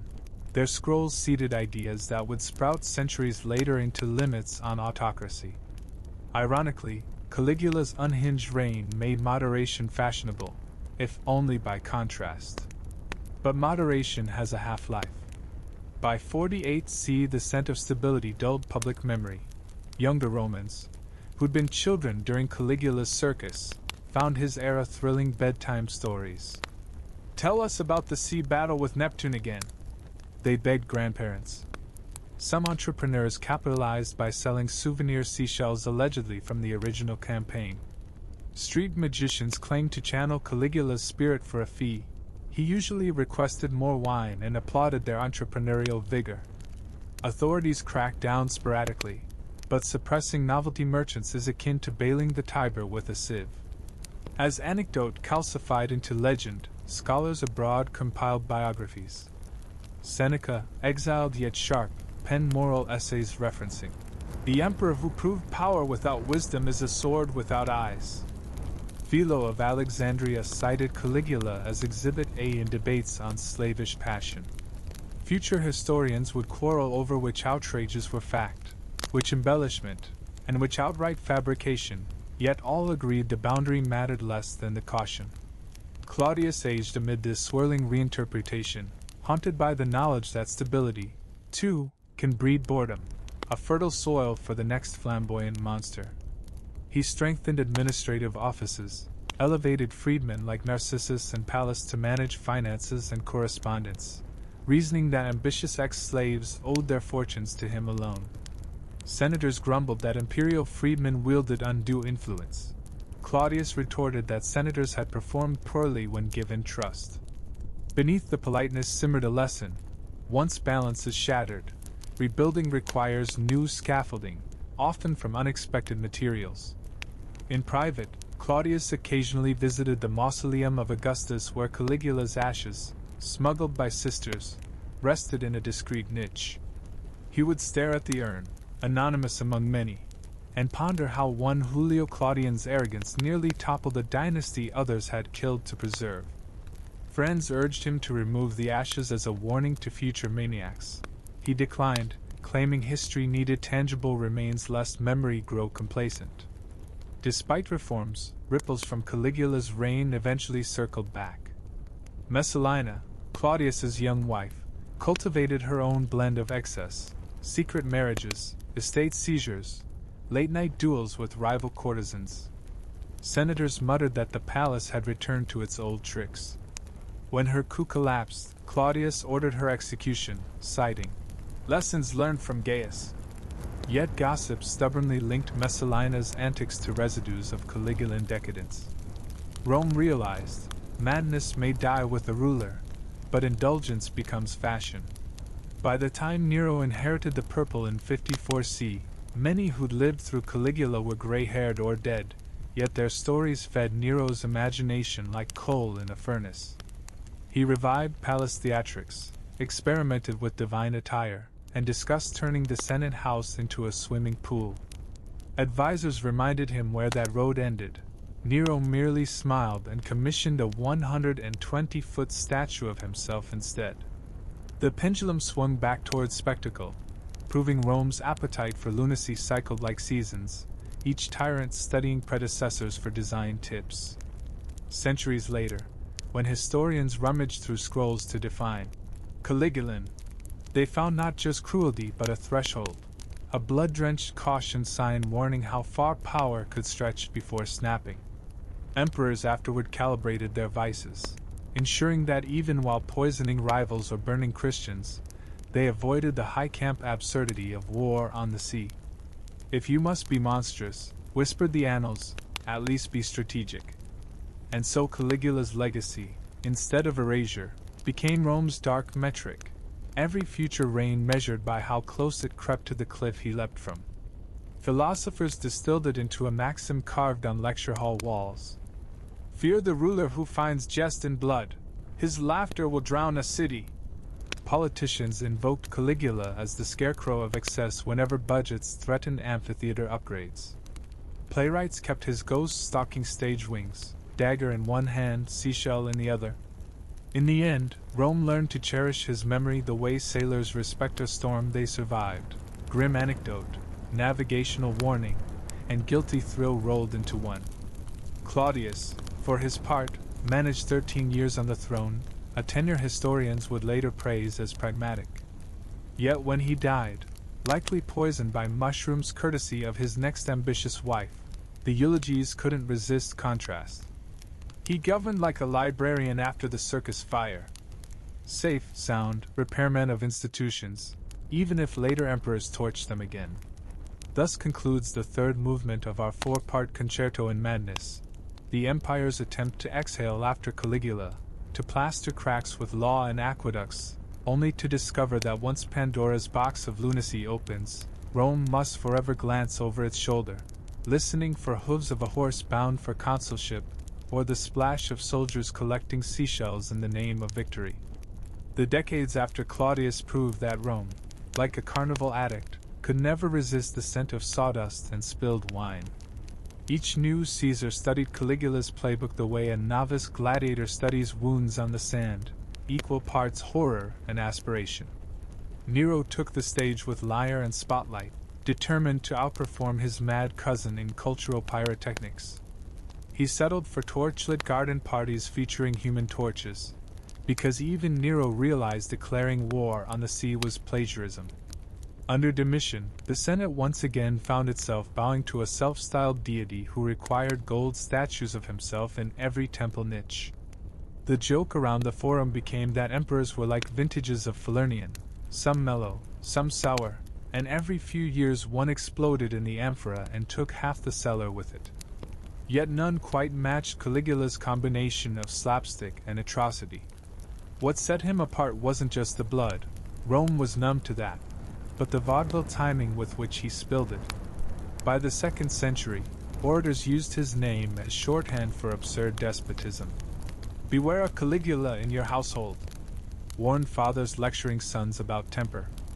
Epic tutors assigned students declamations on how the Republic might have been saved if only Little Boot had stepped on a bigger nail in childhood. In the law courts, advocates accused greedy governors of running a miniature Caligulan treasury. meaning they financed orgies instead of aqueducts. Juries gasped, defendants turned paler than senators' togas. The empire's provinces curated their own ghost stories. In Spain, people swore you could still hear marching on moonless nights, phantom legionaries collecting seashells for an emperor who never paid their bonus. In Egypt, fishermen claimed the Nile occasionally ran red not with silt but with the reflected hue of Caligula's cloak, a signal he was displeased with grain prices. Judean rabbis, chronicling their turbulent century, preserved an anecdote that when the wicked tyrant ordered his statue set up in the temple, the heavens dimmed in mourning. Only his untimely death reopened the sky. Whether true or not, the lesson stuck. Hubris could black out daylight itself. Christian writers seized the moment. To them, Caligula embodied pagan excess turned savage parody. Tertullian painted him as proof that Rome's gods were powerless. Why else would Jupiter tolerate such blasphemy? Augustine would later fold Caligula into the city of God as a cautionary exhibit, an emperor so deranged he tried to annex divinity and ended up annexed by assassins. Converts hearing these tales nodded vigorously and resolved to follow a monarch who preferred crosses to seashells, even if both involved nails. Meanwhile, physical Rome quietly dismantled traces of its nightmare. The floating bridge across Baiae was broken up for scrap. Leftover marble blocks found second lives as villa mosaic fragments tread upon by jaded banquet-goers. Caligula's private hippodrome on the Vatican plain became a training ground for charioteers under later dynasts, an arena where speed replaced cruelty, though bets still ruined fortunes with Caligulan efficiency. His lavish pleasure barges on Lake Nemi, sunk and forgotten, would lie dormant for 19 centuries until Mussolini's engineers trawled them up, only for Allied bombs and museum fires to finish what Roman senators began. Even in rusted beams and charred timbers, the ghost of Little Boots sabotaged souvenir hunters. Historians, for their part, argued themselves hoarse over the man behind the mania. Seneca, writing closest to the carnage, diagnosed ego unbound by philosophy. Suetonius, half gossip columnist, half archivist, compiled the wildest anecdotes, and let readers decide which smelled of truth.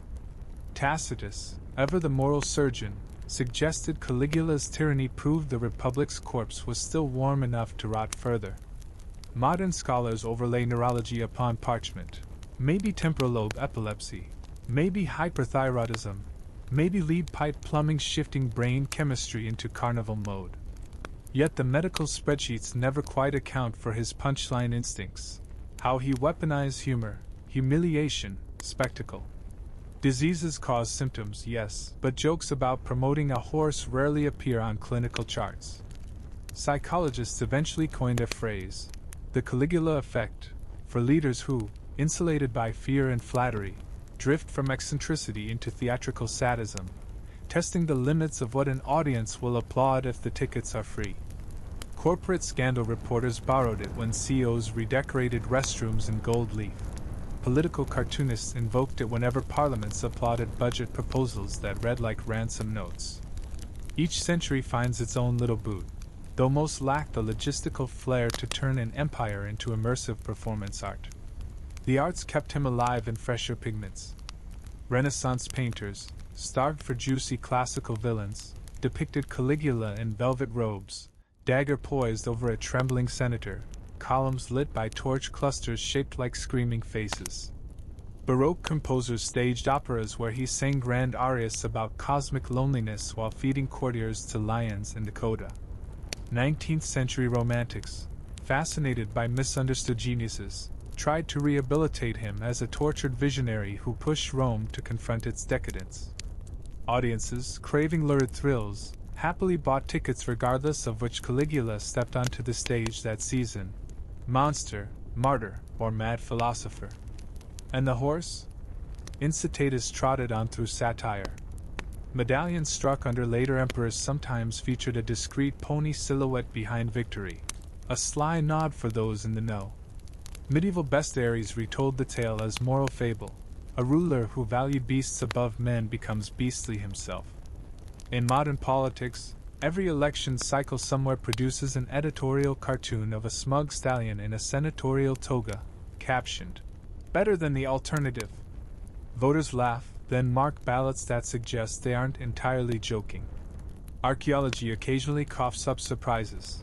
A marble foot bearing Caligula's distinctive sandal strap pattern, a graffiti fragment reading, "Gaius loves Gaius."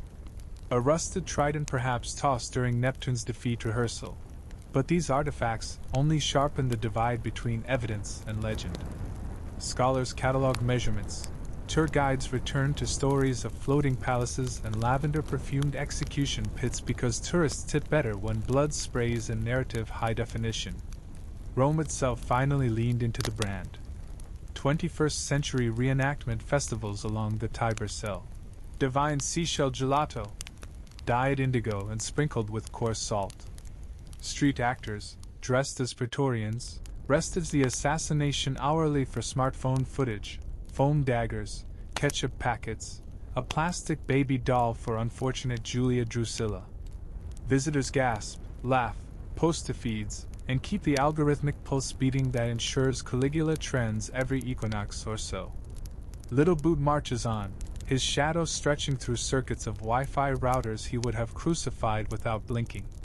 Yet beneath the carnival there lingers the quieter, grimmer lesson: institutions matter only as much as the sanity of those steering them.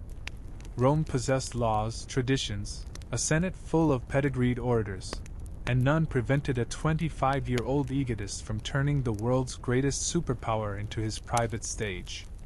He did it not with military coups or ideological manifestos, but with jokes, humiliations, and the creeping normality of fear.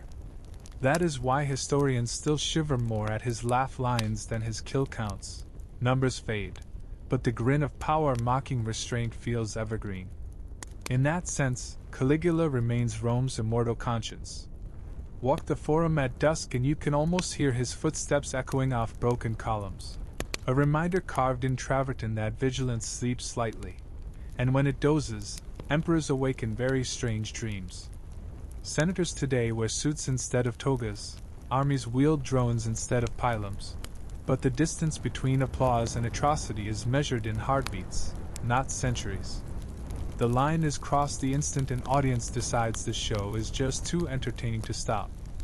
So we end where we began, with a young boy in miniature boots, idolized by soldiers, destined for a stage he would paint in shocking crimson. History could have lost him to some Rhine fever, could have relegated him to a footnote about promising heirs who died too soon. Instead the dice rolled snake eyes, and Rome received a 3.5-year master class in how quickly reverence liquefies into horror when shackled to absolute authority. The empire survived, patched, anxious, forever glancing over its shoulder, but it never truly recovered its easy faith in emperors.